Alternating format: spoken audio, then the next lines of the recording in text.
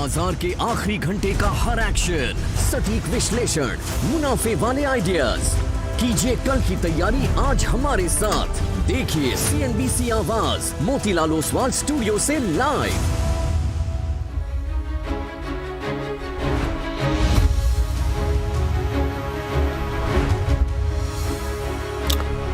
नमस्कार, CNBC आवाज़ Motilal Oswal studio में आप सभी का स्वागत है। और शानदार दिन भारतीय मार्केट के लिए, बहुत ही शानदार दिन। इनफैक्ट आप कंप्लेन कर सकते हैं सिर्फ एक बैंक निफ्टी को लेकर कि वो कम चला, लेकिन फिर भी अगर आप देखें निफ्टी IT 2% ऊपर, स्मॉल कैप देखिए 2%, मिड कैप 1.5%, एडवांस डिक्लाइन 4:1 का, निफ्टी 1% ऊपर। और सबसे अच्छी बात हम डे हाई पर हैं इस समय। लास्ट आवर शुरू करते वक्त जब आप डे हाई पर हों तो मार्केट में कॉन्फिडेंस और स्टेबिलिटी इसकी उम्मीद जताता है। और ख़ास तौर से एडवांस डिक्लाइन, इस तरीके का एडवांस डिक्लाइन जब हो, ऑलमोस्ट पूरे दिन 4:1 कांस्टेंट 4:1 का एडवांस डिक्लाइन, ये बहुत बड़ा पॉजिटिव है। Shreya, very good afternoon. और देखते हैं आगे किस तरीके का ट्रेंड रहेगा। शो की शुरुआत करेंगे हेडलाइंस के साथ। निफ्टी की मंथली एक्सपायरी से एक दिन पहले बाजार में बढ़ी तेजी की रफ्तार। निफ्टी 200 पॉइंट चढ़कर 24,100 के पार। बैंक निफ्टी भी हरे निशान में लौटा। 1.5% ज़्यादा की तेजी के साथ मिड कैप और स्मॉल कैप कर रहे हैं आउट परफॉर्म। India VIX 6% फिसला। आज के बिग स्टॉक्स स्पॉटलाइट और चार्ट जीपीडी पड़े सटीक। अमेरिका की ऑर्गेनॉन को $12 बिलियन की वैल्यू पर खरीदने के बड़े सौदे से दौड़ा सन फार्मा। शेयर करीब 8% चढ़कर वायदा के टॉप गेनर्स में हुआ शुमार। थोड़ी देर में सन फार्मा के MD कीर्ति कनोरकर से करेंगे एक्सक्लूसिव बातचीत। उधर मजबूत चार्ज के दम पर PNB हाउसिंग और हुडको में अच्छी खरीदारी का है। सन फार्मा के डील ने पूरे फार्मा सेक्टर का सुधारा मूड। करीब 3% चढ़ा निफ्टी फार्मा इंडेक्स। साथ ही बायोकॉन, टॉरेंट फार्मा और पिरामल फार्मा में भी 3% तक की रैली। उमंग बोरा को एग्जीक्यूटिव चेयरमैन और ग्रुप CEO नियुक्त करने से कोहेंस लाइफ में लगा 20% का अपर सर्किट। इधर साथ ही कंज्यूमर ड्यूरेबल और रियल्टी सेक्टर में भी 2.5% से ज़्यादा का उछाल। गर्मियों में बिजली की डिमांड बढ़ने से पावर शुरू में जोरदार तेजी का मोमेंटम कायम। टोरेंट पावर 6% उछाल के साथ वायदा के टॉप गेनर्स में शामिल।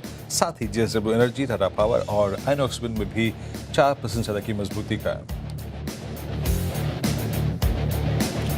बाजार को पसंद आए रिलायंस के नतीजे। शेयर करीब 2% ऊपर। अच्छे रिजल्ट के बाद वरुण बेवरेजेस में करीब 2.5% की रैली और रिजल्ट के बाद 9% दौड़ा M&M फाइनेंस। लेकिन पसंद नहीं आए बाजार को एक्सिस बैंक और RBL के रिजल्ट। दोनों शेयर वायदा के टॉप लूजर्स में शुमार। और कल आएंगे निफ्टी की दो कंपनियां मारुति और इटर्नल के नतीजे। मारुति की आय में 26% का उछाल संभव। हालांकि लागत और लॉजिस्टिक्स कॉस्ट बढ़ने से मुनाफे में दिख सकता है दबाव। इधर तिमाही आधार पर इटर्नल का मुनाफा बढ़कर हो सकता है दोगुना। डिलीवरी फीस बढ़ने से मार्जिन्स में सुधार संभव। इसके अलावा बंधन बैंक, डालमिया भारत और REC भी पेश करेंगे अपने तिमाही नतीजे। चलिए फिर शो की शुरुआत करते हैं। और अच्छा दिन बाजार के लिए आज, एक्चुअली काफ़ी अच्छा दिन रहा। और इसलिए भी अच्छा दिन रहा क्योंकि दोनों तरफ की ट्रेड्स चली और तो ट्रेडर्स के लिए एक परफेक्ट मौका रहा। आई थिंक अगर आप निफ्टी और बैंक निफ्टी देखेंगे तो बैंक निफ्टी में तो इनफैक्ट एक शॉर्ट ट्रेड भी प्ले आउट हुई। सुबह देखिए किस तरीके से बखूबी 56,500 के ब्रेक डाउन से 55,900 तक गए हम। और उसके बाद बैंक निफ्टी में शॉर्ट ट्रेड और निफ्टी में लॉन्ग ट्रेड चला। लेकिन सबसे खास बात रही आज की मिड कैप और स्मॉल कैप की शानदार तेज़ी। एक बार फिर से ज़बरदस्त मोमेंटम मिड कैप और स्मॉल कैप में। और मिड कैप और स्मॉल कैप पर CNBC आवाज़ पर लगातार, इवन जब वो मार्च की डिक्लाइन चल रही थी, मिड मार्च से एक पॉजिटिव व्यू रखा गया था कि यहाँ से मिड कैप और स्मॉल कैप में तूफ़ानी तेज़ी होगी। इसके लिए तैयार रहिए। और आज भी ज़बरदस्त तेज़ी है। एडवांस डिक्लाइन देखिए आज 4:1 से भी बेहतर है, मतलब 4.2:1 के करीब का एडवांस डिक्लाइन है। और पैरेलल लाइन, रेलवे लाइंस की तरफ बढ़ता हुआ ज़बरदस्त मूव। और आज देखिए किस तरीके से इंडिविजुअल स्टॉक्स मूव कर रहे हैं। सन फार्मा सबसे बड़ा एग्जांपल है आज का। ज़बरदस्त कमाल सन फार्मा ने। आज सुबह हमने बात की थी कि इसमें बड़ी शॉर्ट कवरिंग होगी और इसमें कॉल्स के थ्रू आप अप्रोच करिएगा इस स्टॉक को। और इसके अलावा भी बाकी स्टॉक्स चले हैं। पेटीएम में रिकवरी आ गई, कोहेंस में ज़बरदस्त मूव आ गया। ऐसे कई स्टॉक्स हैं जिनमें अच्छे मूव्स आए हैं जिनको हम कुछ देर में डिस्कस करेंगे। AC related stocks, blue star, ये सब में ज़बरदस्त मूव्स आ गए गर्मी का जो प्रकोप है उस सब से। तो स्टॉक स्पेसिफिक मूव ज़बरदस्त रहे हैं। बड़ा सवाल ये है कि क्या निफ्टी अब वापस 24,500 तक जाएगा। जी हाँ, जो 24,500 24,600 इसको क्रॉस कर पाएंगे या नहीं कर पाएंगे, यही बड़ा सवाल रहने वाला है। 24,500 को क्रॉस कर पाएंगे कि नहीं कर पाएंगे, अभी फिलहाल इस वक्त का सबसे बड़ा सवाल। लेकिन मार्केट में अच्छी खासी तेज़ी आज के सेशन में, कल एक्सपायरी है उससे पहले ये तेज़ी देख रहे हैं हम।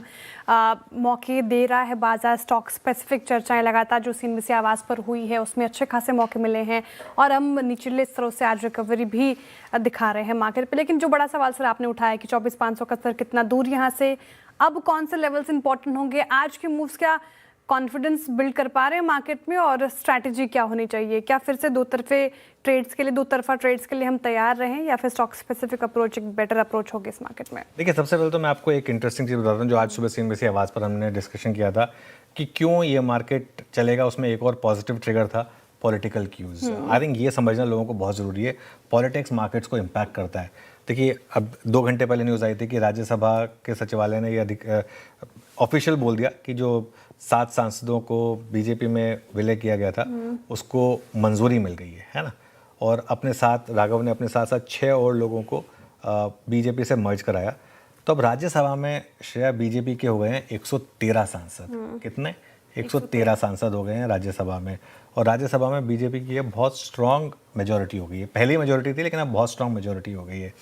और इस हफ्ते बंगाल का दूसरे फेज़ का इलेक्शन होना है। आज कैंपेनिंग चल रही थी और पहले फेज़ में 92.5% के करीब पोलिंग हुई थी। और अगर फेज़ 2 में भी इसी तरीके का अगर इलेक्शन रहा तो ये मार्केट एक अजम्पशन लेके चलता है। मार्केट अजम्पशन लेके चलेगा कि ये आपके लिए बड़ा पॉजिटिव होने वाला है ना। और अगर ऐसे में बीजेपी बंगाल जीत गई तो ये बाजार के लिए एक बहुत बड़ा पॉजिटिव होगा, क्योंकि आगे जाकर राज्यसभा में बीजेपी की 2/3 मेजॉरिटी हो जाएगी। ध्यान रहे, वर्डिक्ट 4 मई को ही आना है। अब आपके सवाल का जवाब देता हूँ कि बाजार में आगे क्या। देखिए, इंडेक्स में अभी भी दोनों तरफ के मौके हैं। आज सुबह क्या हुआ है? आज सुबह अगर आप देखें तो भले ही आपको मार्केट अच्छा लग रहा हो, एक बार के लिए बैंक निफ्टी ने आपको 400 पॉइंट की शॉर्ट ट्रेड दे दी थी। आज सुबह हमने एक व्यू लिया था कि 56,500 अगर रिजेक्ट हो तो तुरंत शॉर्ट करें बैंक निफ्टी। और वहाँ से खैर अब आपने 56,400 पे भी शॉर्ट किया मान लो और 56,000 पे भी कवर कर लिया, 400 पॉइंट मिल गए आपको मोटा मोटी बैंक निफ्टी में, ठीक है। लेकिन निफ्टी में पूरे दिन तेजी का मोमेंटम रहा। उसका एक बड़ा कारण रहा रिलायंस में रिकवरी आई, इसके अलावा बाकी सेक्टर्स चले तो निफ्टी ठीक ठाक रहा। और निफ्टी ने उस जोन को रिस्पेक्ट किया। 23,900 से 950 का जोन था जहां पर हमने बात की थी कि बाय की ट्रेड होगी, उसको रिस्पेक्ट किया। लेकिन असली मोमेंटम जो है ना इस मार्केट में वो स्टॉक्स में है। स्टॉक स्पेसिफिक मौके ज़बरदस्त हैं। जहां खबर अच्छी है वहां रिवॉर्ड ज़बरदस्त है, मतलब आउटसाइज रिवॉर्ड है। जैसे कि कोहेंस है और मोबीक्विक है, ये 2 आज के उदाहरण हैं जो मैं देना चाहूँगा। निफ्टी में अभी भी कहना थोड़ा सा मुझे लग रहा है कि मुश्किल होगा बहुत ज़्यादा कि क्या करें यहाँ से। लेकिन उसका एक कारण ये भी, कच्चा तेल अभी गिरने को तैयार नहीं है, तो वो थोड़ा सा एक फैक्टर हो सकता है कि कच्चा तेल गिरने को यहाँ पर तैयार नहीं है। चलिए, स्टॉक स्पेसिफिक मूव्स पर हम आएंगे। मैं वीरू के पास भी जाऊँगा, कुछ और बातें भी करनी है मुझे मार्केट की। लेकिन इससे पहले आपको सुनाते हैं आज का हमारा सुपर एक्सक्लूसिव इंटरव्यू। अगर है तो लेकर आइए ज़रा उसको। सबसे पहले तो लेकर आइए सन फार्मा का स्टॉक। सन फार्मा का स्टॉक दिखाइए एक बार। सन फार्मा ने इस समय इंडस्ट्री की सबसे बड़ी डील की है। और मुझे साथ कम्युनिकेशन करें प्लीज़ और बताएं मुझे। हाँ, तो कम्युनिकेशन करें प्लीज़। तो यूएस की जो कंपनी है इस ऑर्गेनानॉन, इसको $11.75 बिलियन की एंटरप्राइज वैल्यू पर ख़रीदा है। कंपनी के मैनेजिंग डायरेक्टर कीर्ति गनौरकर से एक्सक्लूसिव बातचीत की नूपुर ने। आइए सुनते हैं उस बातचीत का एक अंश।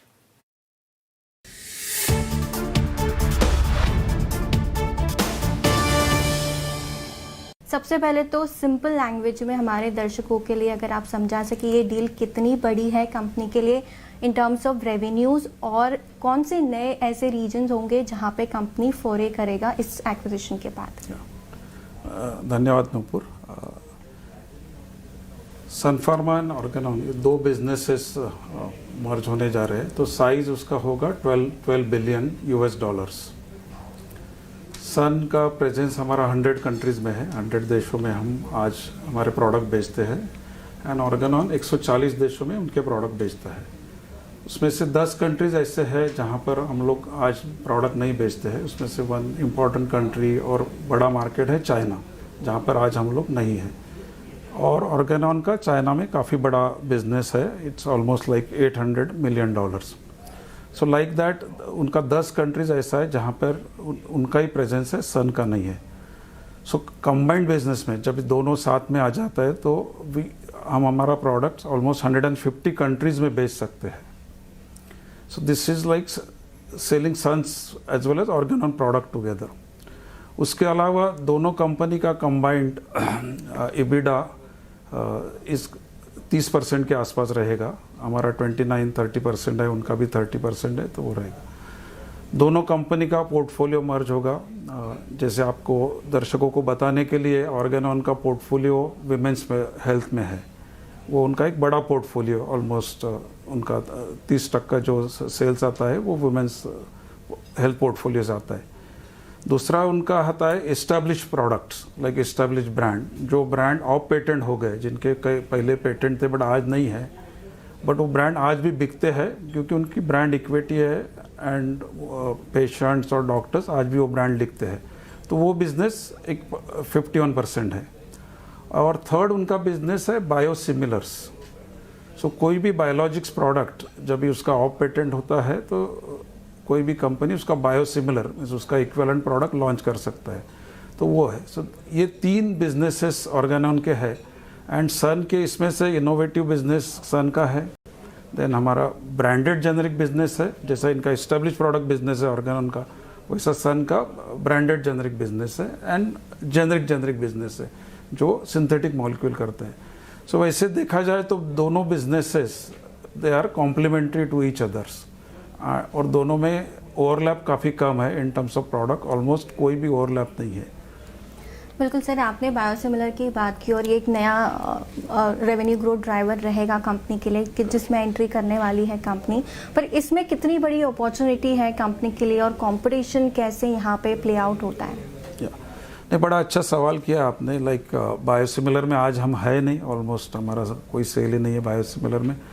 ऑर्गेनॉन 7th लार्जेस्ट है, दुनिया का 7वां नंबर का कंपनी है जो बायोसिमिलर में प्रेजेंट है और उनका सेल है जो ऑलमोस्ट लाइक $650 मिलियन के करीब है। तो इसमें अपॉर्चुनिटी काफ़ी बड़ी है। एज एन एग्जांपल मैं आपको बताता हूँ कि बाय 2035 2035 तक ऑलमोस्ट $350 मिलियन वर्थ मॉलिक्यूल्स का पेटेंट चला जाएगा। वो पेटेंट में नहीं रहेंगे, जिसका हम लोग बायोलॉजिक्स डेवलप कर सकते हैं और बायोसिमिलर लॉन्च कर सकते हैं। तो ये जो वैल्यू है 320 to 350 बिलियन डॉलर्स, ये इनोवेटर प्रोडक्ट की आज उसका 20% is almost like a biosimilar market हो जाएगा। सो द अपॉर्चुनिटी और the size is quite big. So just आपका इंफॉर्मेशन के लिए लाइक 60 से 70 बिलियन डॉलर की अपॉर्चुनिटी है। So depending on what products और हम लोग इन लाइसेंस करेंगे, बायोसिमिलर बिजनेस ग्रो होता रहेगा आगे के लिए।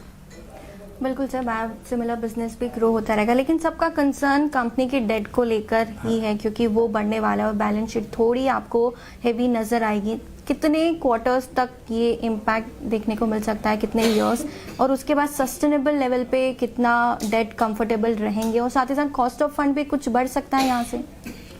हाँ, तो मैं डेट के बारे में ये बताना चाहता हूँ कि हमारा जो डेट रेशियो है EBITDA to EV इज़ 2.3% है। वो बहुत ज़्यादा नहीं है।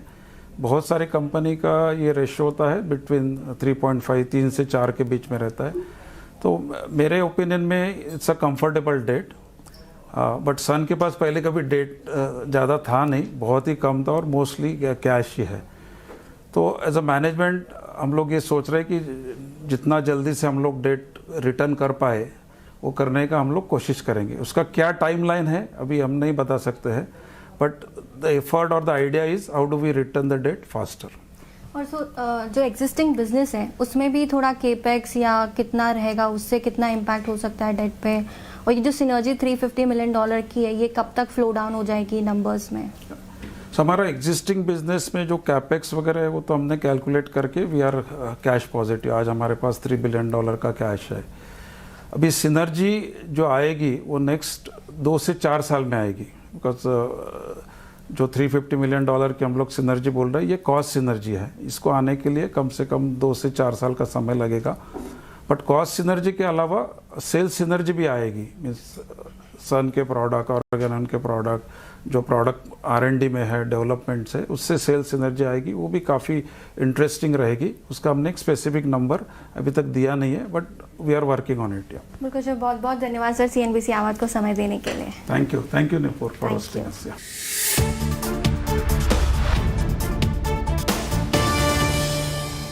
चलिए, सबसे बड़ी डील का सबसे बड़ा इंटरव्यू आपने सुना सबसे बड़े चैनल पर। जी हाँ, और ये पूरा का पूरा इंटरव्यू अगर आप चाहें तो हमारे सोशल मीडिया प्लेटफॉर्म्स पर, यूट्यूब पर अवेलेबल होगा, और 3:30 बजे वापस इस इंटरव्यू को प्ले करेंगे। लेकिन एक बार आते हैं वापस मार्केट पर, और अब बात करते हैं कुछ स्टॉक स्पेसिफिक मूव्स की। और वीरू, बताइए इंडिविजुअल स्टॉक्स में क्या क्या मूव रहा है आज? बिल्कुल अनुज, एनर्जी स्पेस, ये दो ऐसी बास्केट हैं जो एनर्जी स्पेस, इस बास्केट में बहुत अच्छा मूव विजिबल है अनुज। पहला स्टॉक रखूंगा आपकी स्क्रीन पे, दैट्स टाटा पावर। एक बार लेके आइएगा जरा, 4.5% ऊपर है अभी भी, बहुत स्ट्रॉन्ग कैंडल क्रिएट हुई। शायद इंटरडे प्लेयर्स के लिए रिस्क रिवॉर्ड रेशियो के पर्सपेक्टिव से बहुत अच्छा ना हो, लेकिन एक इस प्राइस में इंपॉर्टेंस है। नवंबर 24 के स्विंग हाई को काट गया, एक रेंज के कॉल राइटर्स को इसने आज बाहर कर दिया अनुज, और थोड़ी बहुत जो शॉर्ट्स थे वो भी कवर हो चुके हैं। लुक एट OI बिल्डअप, ये अप्रैल है और मई भी रखिएगा डायरेक्टर साहब कुछ देर के लिए, तब आपको एग्रेशन ऑफ बाइंग का पता चलेगा। टाटा पावर अपने आप को प्रिपेयर करता हुआ बहुत स्ट्रांगली, और इस ऑप्शन स्टैट्स को देखें तो आपको 96 लाख डेवलपमेंट यहाँ पे मई में है, preparing for 480-487 on the high side. Tata power बहुत स्ट्रॉन्ग स्टॉक है। दूसरा है, लेके आइएगा जरा JSW एनर्जी, ये भी दिन के हाईस पे ट्रेड कर रहा है, बट ये भी एक चीज़ खास कर रहा है। जनवरी 25 से लेकर अब तक का पूरा, यानी मोटा मोटी आप मान के चलिए कि करीब 16 महीने की रेंज बाइसेक्ट करता हुआ 16% OI बिल्डअप, रोल ओवर करीब 79%, 80% ऑलमोस्ट रोल ओवर स्ट्राइक कर चुका है एक्सपायरी -1 डे में। एक क्लियर विजन ये चार्ट दे रहा है अपने आप को हायर लेवल्स पे 630 का। 630 पे क्या है, 630 पे 640 पे इसका जनवरी 2025 का ब्रेकडाउन पॉइंट था। एक उस पर नजर रखिएगा। एक रखिएगा वाइट गुड सेगमेंट में, आज सुबह से ही राइट फ्रॉम द फर्स्ट जो बाइंग विजिबल थी वो थी वाइट गुड सेगमेंट में। वोल्टास भी अनु जब ऐसे निर्णायक लेवल पे आ चुका है, अभी फरवरी 25 से लेकर अब तक की जितनी हाईएस्ट ट्रैजेक्टरी है उसको टेस्ट करता हुआ, तो मोमेंटम यहाँ पर भी काफ़ी अच्छा खासा है, और buying both in May futures अच्छी विजिबल है और अप्रैल फ्यूचर्स पे। Anuj, coming back to Sun pharma, इस डील ने ना एक बार फिर से फार्मा को फ्रंट फुट पे लाके खड़ा कर दिया। आज सुबह जब आप जब सन फार्मा के बारे में बात करते ना, मुझे 2008 की मंदी याद आ गई। एक सिंगल हैंडेडली एक स्टॉक था जिसने पूरे उस बेयर फेज में अपने आप को कायम रखा था, बहुत स्ट्रॉन्ग ट्रैजेक्टरी में। सन फार्मा इटसेल्फ, और ये फार्मा के लिए मतलब आज क्या करके गया, और फार्मा यहाँ से अब किस प्रकार की प्राइस परफॉर्मेंस दे सकता है? बिल्कुल, वो समय था जिसमें सन फार्मा का मार्केट कैप पूरी फार्मा सेक्टर के मार्केट कैप से ज़्यादा हो गया था। वो एक समय ऐसा था। अभी वो बिल्कुल, देखिए, ये डील जो है ना, ये अच्छी है, और मैं, क्योंकि एक तो पोजीशनिंग, मार्केट पहले ही स्टॉक को इतना गिरा चुका था। दूसरा जो बात सुबह हमने की थी वीरू, कि दिलीप शांघवी ने अगर कोई एक सोचा समझा एक बेट लिया, वो ऑल इन गए हैं। अब जितना कैश है उससे ज़्यादा अगर डेट आप ले रहे हैं, और अगर ऐसे में एक्विजिशन फेल हो जाए तो आप जान सकते हैं कि कितना बड़ा रिस्क वो ले रहे हैं। और एक समय पर इंडिया के रिचेस्ट इंसान थे वो, और बहुत ही सुलझे हुए इंसान, उन्होंने इस तरीके का अगर रिस्क लिया है तो कुछ सोच समझ कर लिया होगा। दूसरा, कहीं ना कहीं ये इस बात को भी बताता है कि जेनेरिक फार्मा में अब थोड़े से रिस्क हैं, और ऐसे में अपने आप को डी रिस्क करना बहुत ज़रूरी है, और मार्केट ने इस चीज़ को रिवॉर्ड किया है। तीसरा, आ रही ये डील उस महंगे वैल्यूएशन, उतने महंगे वैल्यूएशन पर नहीं हुई जितना स्ट्रीट पहले सोच रहा था, और क्योंकि स्टॉक ऑलरेडी गिर चुका था, इसके लिए आज सुबह हमने एक स्पष्ट व्यू लिया था यहाँ पर कि आप इसमें जो है एक सिंपल एक लॉन्ग ट्राई करिए। पर चलिए, ये वीरो आपके सवाल का जवाब हो गया। मैं, अच्छा, एक चीज़ रह गई थी, निफ्टी और बैंक निफ्टी की स्ट्रैटेजी, वो और बता देता हूँ क्विकली, उसके बाद फिर आगे बढ़ेंगे। निफ्टी पर स्ट्रैटेजी पर आते हैं। निफ्टी पर रेजिस्टेंस जोन रहेगा 24,150 से 24,250 का, और सपोर्ट जोन रहेगा 23,950 से करीब 24,050। मोटा मोटी आज के हाईज और लोज इसी रेंज में रहे हैं। बैंक निफ्टी पर रेजिस्टेंस वही सुबह का 56,500 वाला, 56,500, 56,800, और सपोर्ट रहेगा 56,000 के करीब 56,000 से 56,200। फटाफट आपको रफ्तार के थोड़े स्टडी स्टॉक्स बता देते हैं, उसके बाद श्रेया के पास चलेंगे। आज रफ्तार के घोड़े स्टॉक्स में सबसे पहले सन फार्मा, बड़ी शॉर्ट कवरिंग हुई आज शेयर में और सुबह हमने इस पर साफ बातचीत भी की थी। कोहेंस लाइफ, उमंग वोरा की खबर पर ज़बरदस्त मूव आया। वन मोबिक्विक, आरबीआई से एनबीएफसी की मंजूरी मिली, उसकी वजह से दौड़ा शेयर। अब अगला रफ्तार का घोड़ा आप रेड में देखेंगे फिर भी कहेंगे कि रफ्तार का घोड़ा क्यों है, वो है पेटीएम, क्योंकि सुबह 8-9% नीचे खुला था पेटीएम और एक समय पे ऑलमोस्ट ग्रीन में आ गया, तो निचले स्तरों से शानदार रिकवरी आई। सुबह बात हुई थी हमारी कि इसमें शॉर्ट मत करिएगा। ब्लू स्टार, ज़बरदस्त गर्मी का प्रकोप देश में, उसका एक इम्पैक्ट यहाँ पर दिखता हुआ। और फिसड्डी शेयरों में श्रीराम फाइनेंस निफ्टी का टॉप लूजर, मैनेजमेंट कमेंट्री से निराशा मिली और एक्सिस बैंक ये भी फीके नतीजों से थोड़ा सा निराश हुआ। आप आगे बढ़ते हैं फिर। जी सर, आगे बढ़े और ट्रेंडिंग स्टॉक्स ले उससे पहले सर सवाल आपसे ये, अभी वीरेंद्र जी जब स्टॉक स्पेसिफिक बात कर रहे थे तो ज़्यादातर पावर स्टॉक्स और वो पूरा consumer durable, blue Star, Voltas की चर्चा हुई। अब 100 में से 95 वर्ल्ड्स हॉटेस्ट सिटी भारत के हैं और ऐसे में हम हाईएस्ट एवर डिमांड देख रहे हैं 265 का। ये तो चिंताजनक है ही, लेकिन इस बीच ये डिमांड पावर स्टॉक्स में ये कैसे, हम इसको कैसे नेविगेट करें? देखिए, जहाँ तक बात है गर्मी की, इसमें आई थिंक कोई रॉकेट साइंस नहीं चाहिए श्रेया। मतलब मैं अपना एग्जांपल देता हूँ, मेरा इस बार इलेक्ट्रिसिटी बिल हाई आ रहा है क्योंकि मैं एक ऐसा इंसान हूँ जो नॉर्मली अवॉइड करता है एसी, लेकिन पिछले 3-4 दिनों की जो हालत है ना, आप रह नहीं सकते बिना एसी के, ऐसी हालत हो गई है। तो इसके लिए मैं समझ सकता हूँ कि क्या है हाल हो रहा है। और देखिए एक चीज़ बताऊँ मैं आपको, ये रिपोर्ट जब पब्लिश हुई ना कि देश की दुनिया के 100 सबसे गर्म शहरों में से 98 भारत में है, 95-98 भारत में है, बहुत लोग इसको फिर डिफेंड करने आ गए कि क्या है कि हमें कहीं ना कहीं कारण समझना होगा। क्या फॉरेस्ट डिफॉरेस्टेशन की वजह से हुआ है, किसी और वजह से हुआ है? ऑब्वियसली भारत ट्रेडिशनली एक गर्म देश रहा है, गर्मियों में भारत में बहुत गर्मी होती है, उसके जियोपॉलिटिकल फैक्टर्स हैं, वो उसके जियोलॉजिकल फैक्टर्स हैं, लेकिन इसके अलावा भी और भी फैक्टर्स हैं। तो आई थिंक यही रीज़न है कि आप एक रीज़न है कि एनर्जी स्टॉक्स और एसी स्टॉक्स जो हैं, चाहे आप एलजी देखें, एसी फ्रिज बनाने वाली कंपनियां, एलजी देखें, ये अपना Blue Star, Voltas, PG Electroplast, Amber Enterprises, जो इस तरीके के सब कंपोनेंट्स बनाते हैं, इनमें सब में अच्छा मूव आ रहा है। तो ये आई थिंक जस्टिफाइड है। चलिए ट्रेंडिंग स्टॉक उस पर शुरुआत करते हैं कॉल्स की। राइट, फटाफट से ट्रेंडिंग स्टॉक्स लेकर आते हैं और ज़्यादातर स्टॉक्स हमने डिस्कस किए ही हैं आज के सत्र में, क्योंकि मार्केट में अच्छी खासी तेज़ी शुरुआत करेंगे तेज़ी की ट्रेंडिंग स्टॉक्स। सन फार्मा, वो बड़ी डील, बड़ा इंटरव्यू देखा आपने सीएनबीसी आवाज़ पर, सबसे पहले 7% अप है आज के सेशन में। आईटी स्टॉक्स में आज खरीदारी, विप्रो चढ़ के 2.5%, अदानी पोर्ट्स सुबह पैनल ने सुझाया था और अदानी ग्रुप के स्टॉक्स में हम हलचल देख रहे हैं, 2.5% अप ये भी। ग्रैसिम भी देखिए 2% बढ़ोतरी के साथ इसने भी जगह बनाई है। इसके अलावा मिडिल पैक में स्ट्रेंथ है तो हिंजिंक नजर आएगा 7% ज़्यादा की तेज़ी के साथ। इंडसइंड बैंक नतीजे ठीक ठाक लगे थे, फिर निचले स्रोत से अच्छी रिकवरी, ब्रोकरेजेस भी काफ़ी बुलिश थे, 6% चढ़ गया। सुजलॉन एनर्जी, पूरा एनर्जी बास्केट और ब्लू स्टार पूरा एसी बास्केट अगर आप देखें तो 5.6% अप है आज के सेशन में। लेकिन अच्छे मार्केट में भी स्टॉक्स जहां पर थोड़ा प्रेशर, श्रीराम फाइनेंस नतीजे ठीक ठाक थे लेकिन पता नहीं मार्केट को शायद नहीं भाई, 3.5% नीचे है। एक्सिस बैंक आफ्टर रिजल्ट ये टूटा 3%। बीएल में आज मुनाफा वसूली हम देख रहे हैं 2% और टाटा कंज्यूमर भी लगभग 1% की गिरावट के साथ कामकाज कर रहा है। वायदा में देखिए पेटीएम निचले स्तरों से, हालांकि इसने अच्छी खासी रिकवरी दिखा दी है, बात हुई थी शॉर्ट ना करें, लेकिन फिर भी 2.5% की कमजोरी के साथ कर रहा है कारोबार। RBL bank 3%, AU small finance bank लगभग 2% और एस्ट्रल में भी आज मुनाफा वसूली 1.5% के करीब। चलिए अब कार्यक्रम में हमारा पैनल जुड़ गया हमारे साथ, तो ट्रेड्स की शुरुआत करते हैं। बाद दिखा दीजिए पूरे पैनल को। आप सभी को गुड आफ्टरनून। गाबा सर बताइए आपकी ट्रेड इस समय की। Good afternoon to you. मैंने चुना है इस वक्त लॉन्ग साइड, वो है जेएसडब्ल्यू एनर्जी। सेटअप के हिसाब से बहुत सही सेटअप है और एक ब्रेकआउट भी चाहिए था, वो भी मिल चुका। अब ट्रेड करें 573.95 पर जेएसडब्ल्यू एनर्जी। स्टॉप लगाएंगे 564, करीब 9 रुपए का स्टॉप है, 10 रुपए का। आई थिंक टारगेट रहना चाहिए 590 का। JSW energy spill over rate कल तक के लिए हो सकता है। JSW energy okay, JSW energy जिसका जिक्र मैं कर रहा था अभी, यहाँ पे बहुत स्ट्रॉन्ग स्टैट्स हैं, स्पेशली रोल ओवर के और रोल ओवर कॉस्ट्स के। अरुण गुड आफ्टरनून, आपका ट्रेड। जी Virendra ji good afternoon and good afternoon सभी पैनलिस्ट को। Virendra ji again exchanges stocks में काफी अच्छा मोमेंटम है।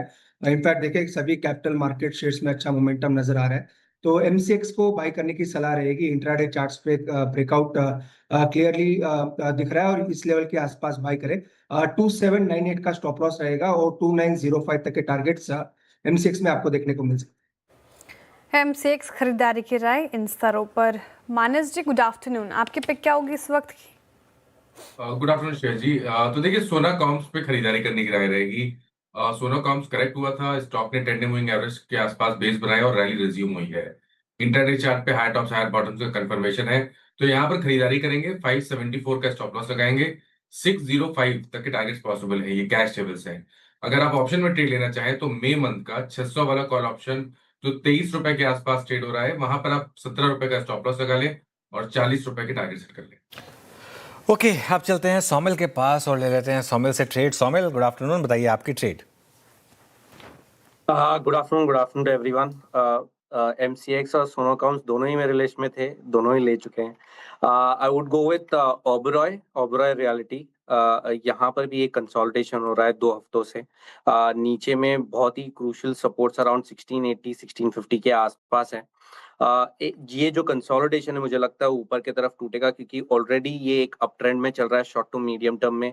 200 डेली मूविंग एवरेज 10, 20, 40 सारे एवरेजेस के ऊपर ये स्टॉक चल रहा है। Great momentum.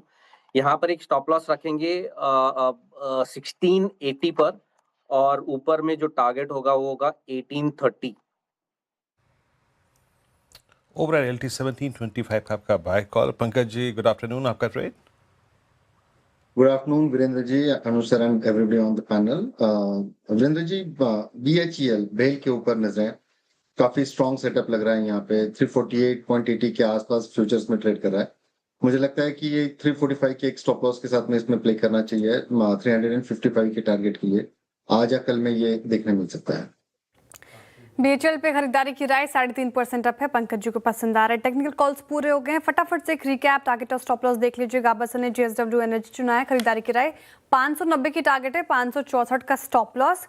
अरुण जी कह रहे हैं कि MCX के साथ जाएंगे और यहाँ पर अच्छी खासी तेजी 2905 के लिए आप इसे चेज कीजिए। 2798 का स्टॉप लॉस लगाना है।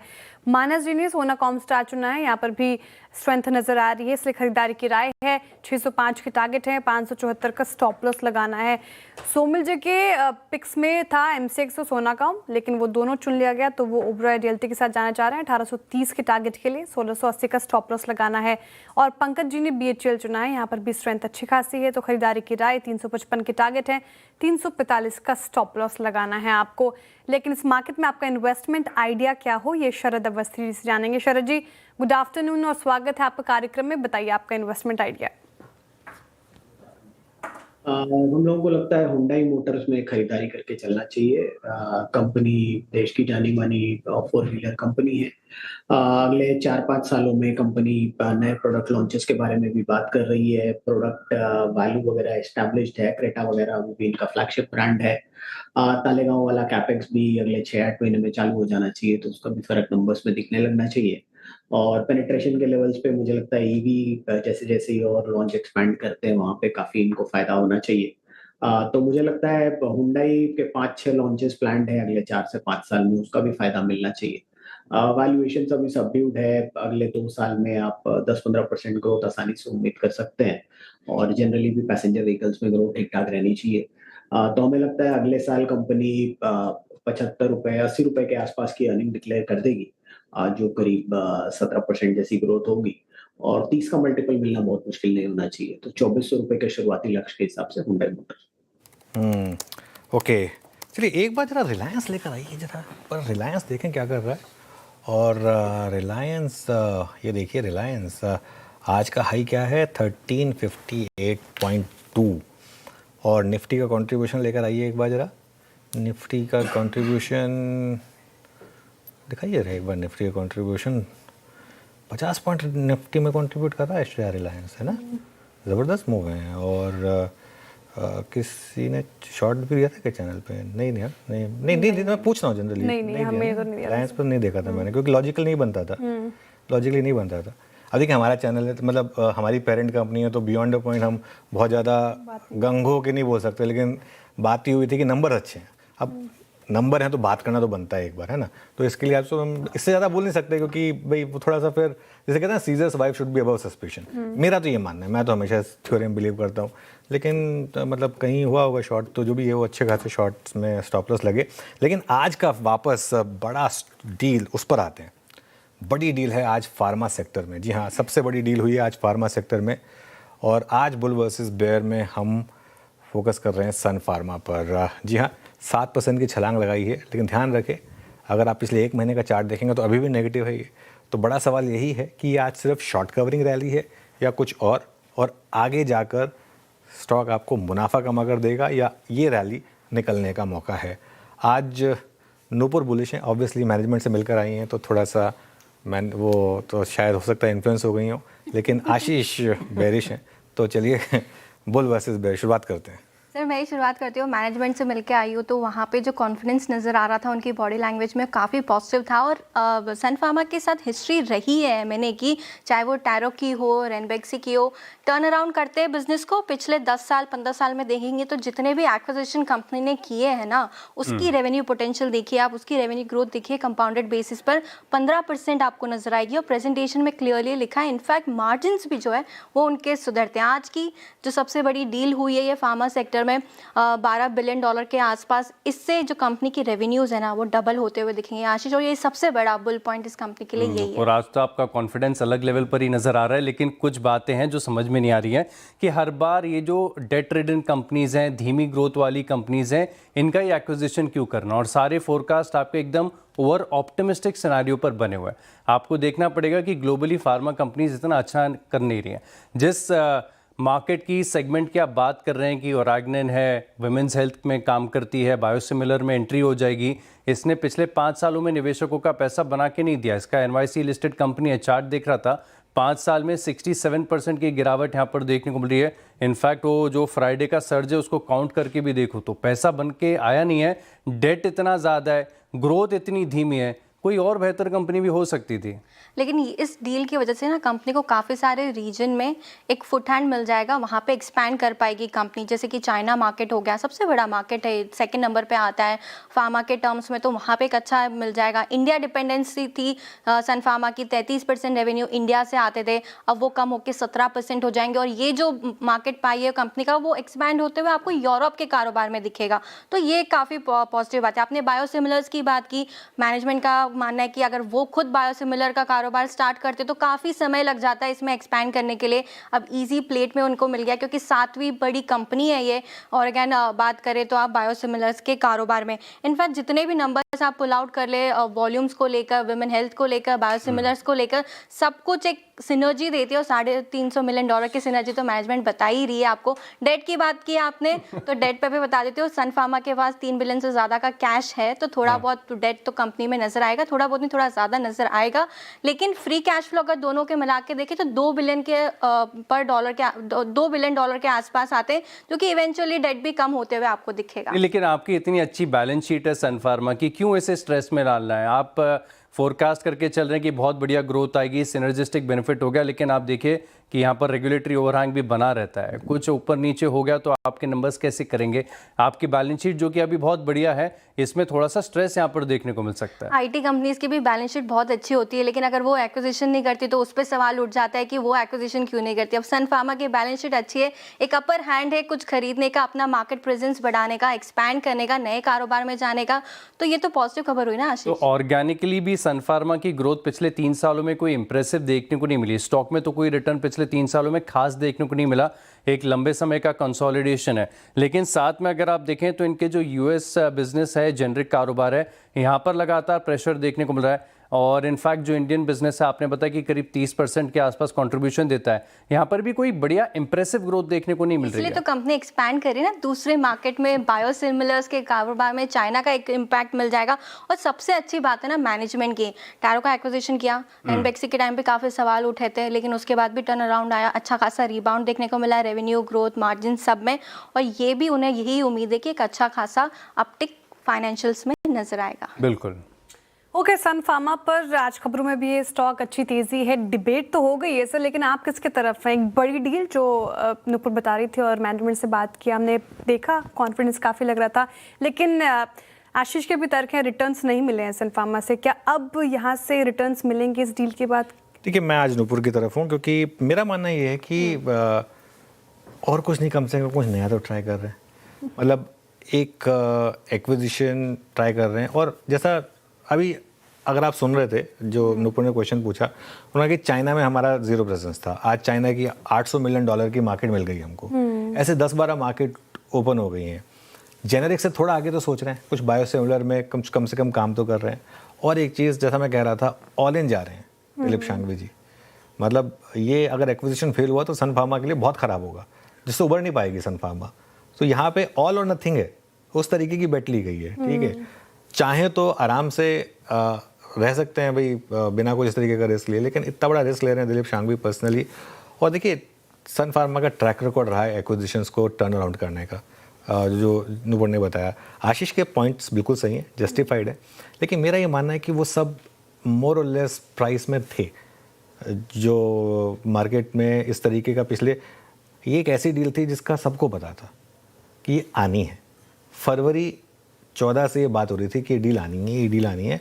आज होते होते 27 अप्रैल हो गया। तो ये इवेंचुअली तो ये डील आनी थी, ये डील आ गई तो ठीक है। स्टॉक ने काफ़ी अंडर परफॉर्म भी किया है, लेकिन मैं थोड़ा सा पॉजिटिवली इंक्लाइंड हूँ। और देखते कोई एक एंटरप्रेन्योर कुछ इस तरीके से नया ट्राई करता है तो हमें उसको पॉजिटिव मार्क्स देने चाहिए।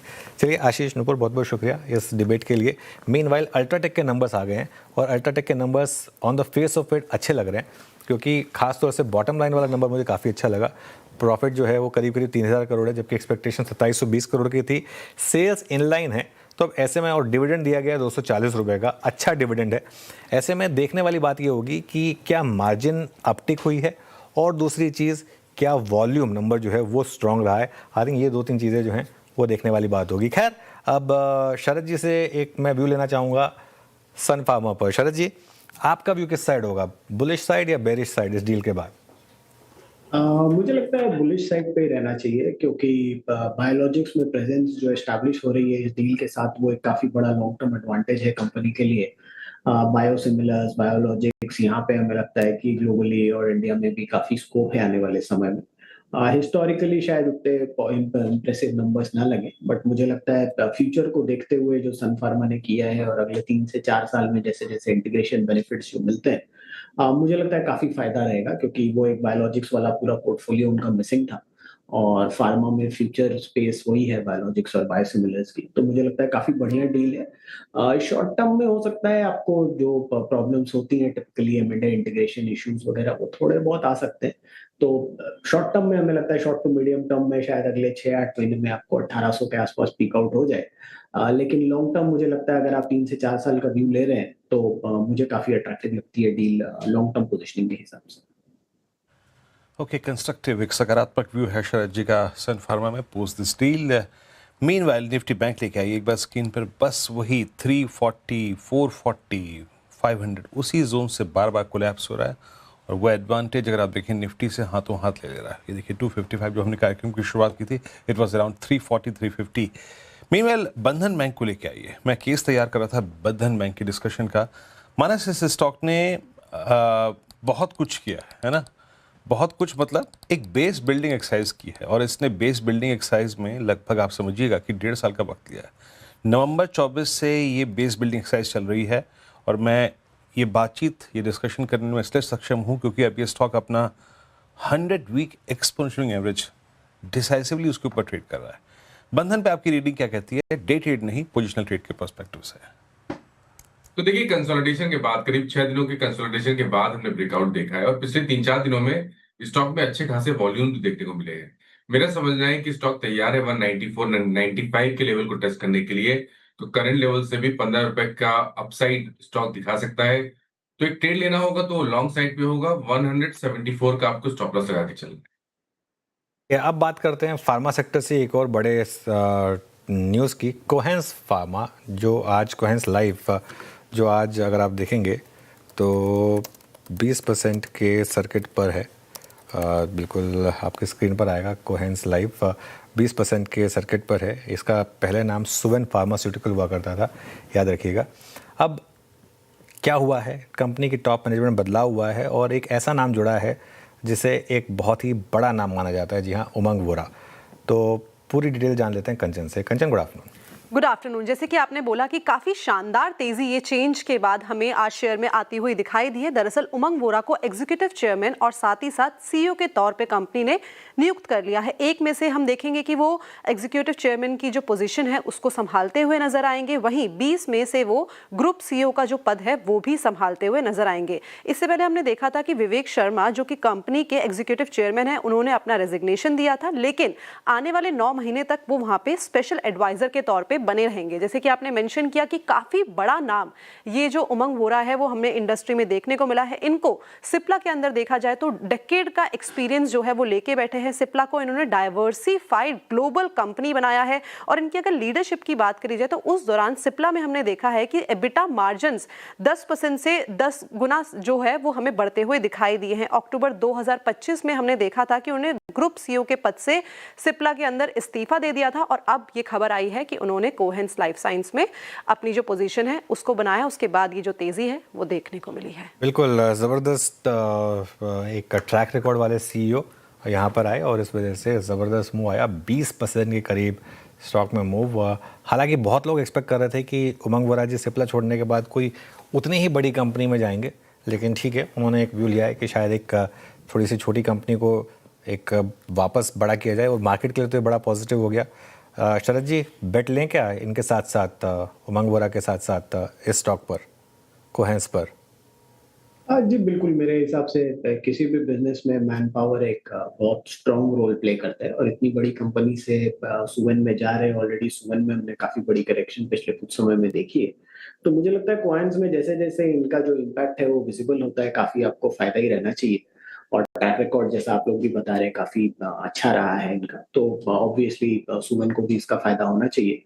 वैल्यूएशन वाइज अगर बहुत ऑप्टिमिस्टिक नंबर्स भी लें अगले साल के, तो मुझे लगता है 15-16 रुपए के आसपास की अर्निंग आनी चाहिए। तो शायद एक साल में तो पैसा बनाना थोड़ा सा मुश्किल हो जाए, क्योंकि 25 के आसपास की भी मल्टीपल मिले तो आपको ये भाव लगभग पूरा है। लेकिन मेरे हिसाब से ये बेट पे अगर आपको प्ले करना है तो यहाँ से अगर आप 2 साल 3 साल का होराइजन लेंगे तो सर्टेनली एक बढ़िया बेट हो सकती है। ओके, बढ़िया बेट हो सकती है। चलिए अब एक काम करते हैं, एक बार कैश कॉल ले लेते हैं क्योंकि कैश स्टॉक की बात हो रही है। गाबा सर से, मानस जी से, सोमल जी से। गाबा सर, आपका कैश कॉल। वेल, मेरा ध्यान है वेसुवियस पे। वेसुवियस 519 रुपया 70 पैसे पे ट्रेड करा है। 510 का स्टॉप लगाए, करीब 10 रुपए का स्टॉप लॉस है। टारगेट होगा 540। इसमें एक ब्रेकआउट चाहिए था, मिल गया है। वेसुवियस गाबा सर के पिक हो गए कैश में। सोमल जी, आप क्या देख रहे हैं कैश में?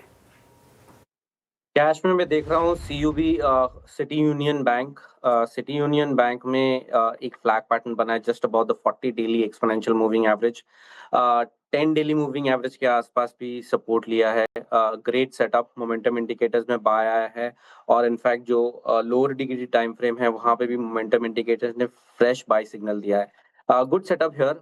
स्टॉप लॉस रखेंगे 260 पर और ऊपर में टारगेट होगा 295। Okay, City Union Bank. Manas, आपका ट्रेड क्या रहेगा कैश में?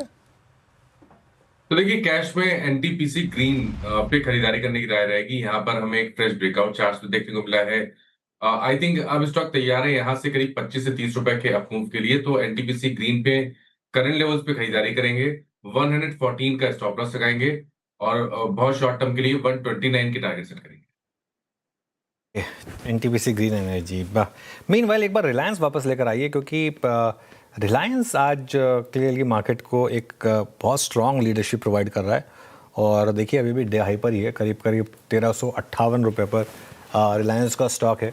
और आई थिंक आज अच्छी बात ये हुई कि रिलायंस ने एक अपॉर्चुनिटी दी आज, शायद एक क्योंकि अच्छे नंबर थे और उसके बाद स्टॉक फ्लैट खुला, तो एक मौका मिला इन्वेस्टर्स को, ट्रेडर्स को पार्टिसिपेट करने का।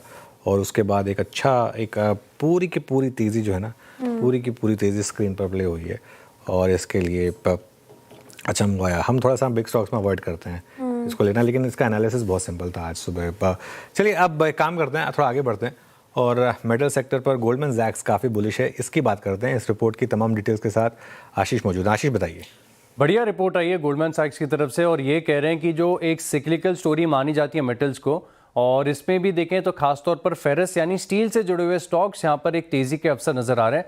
अब ये बता रहे कि इनकी जो तेज़ी है बहुत ही स्ट्रक्चरल देखने को मिल रही है, सस्टेनेबल है, आगे भी ग्रोथ देखने को मिलेगी। और ख़ास बात है कि जो डोमेस्टिक डिमांड है इसमें बहुत बढ़िया रेजिलियंस नज़र आएगा। 5 स्टॉक है जहाँ पर इन्होंने कवरेज की शुरुआत की, लेकिन इन 5 में से 2 स्टॉक इन्हें सबसे ज़्यादा खास पसंद है और वहाँ पर आपको मार्केट में एक्शन भी नज़र आ रहा है। सबसे पहला आप देखिए JSW स्टील, जहाँ पर एक खरीदारी की राय दे रहे हैं और 1490 रुपये का टारगेट दे रहे हैं।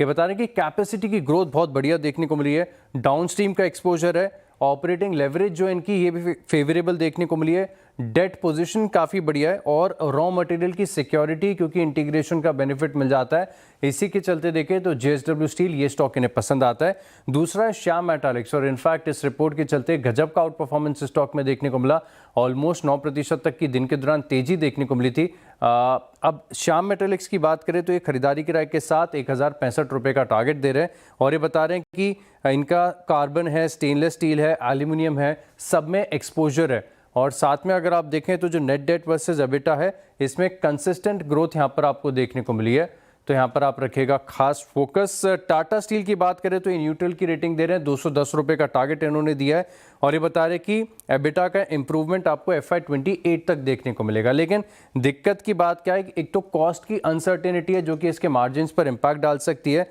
और वैल्यूएशन का भी देखें तो थोड़ा सा कंफर्ट कम आ रहा है।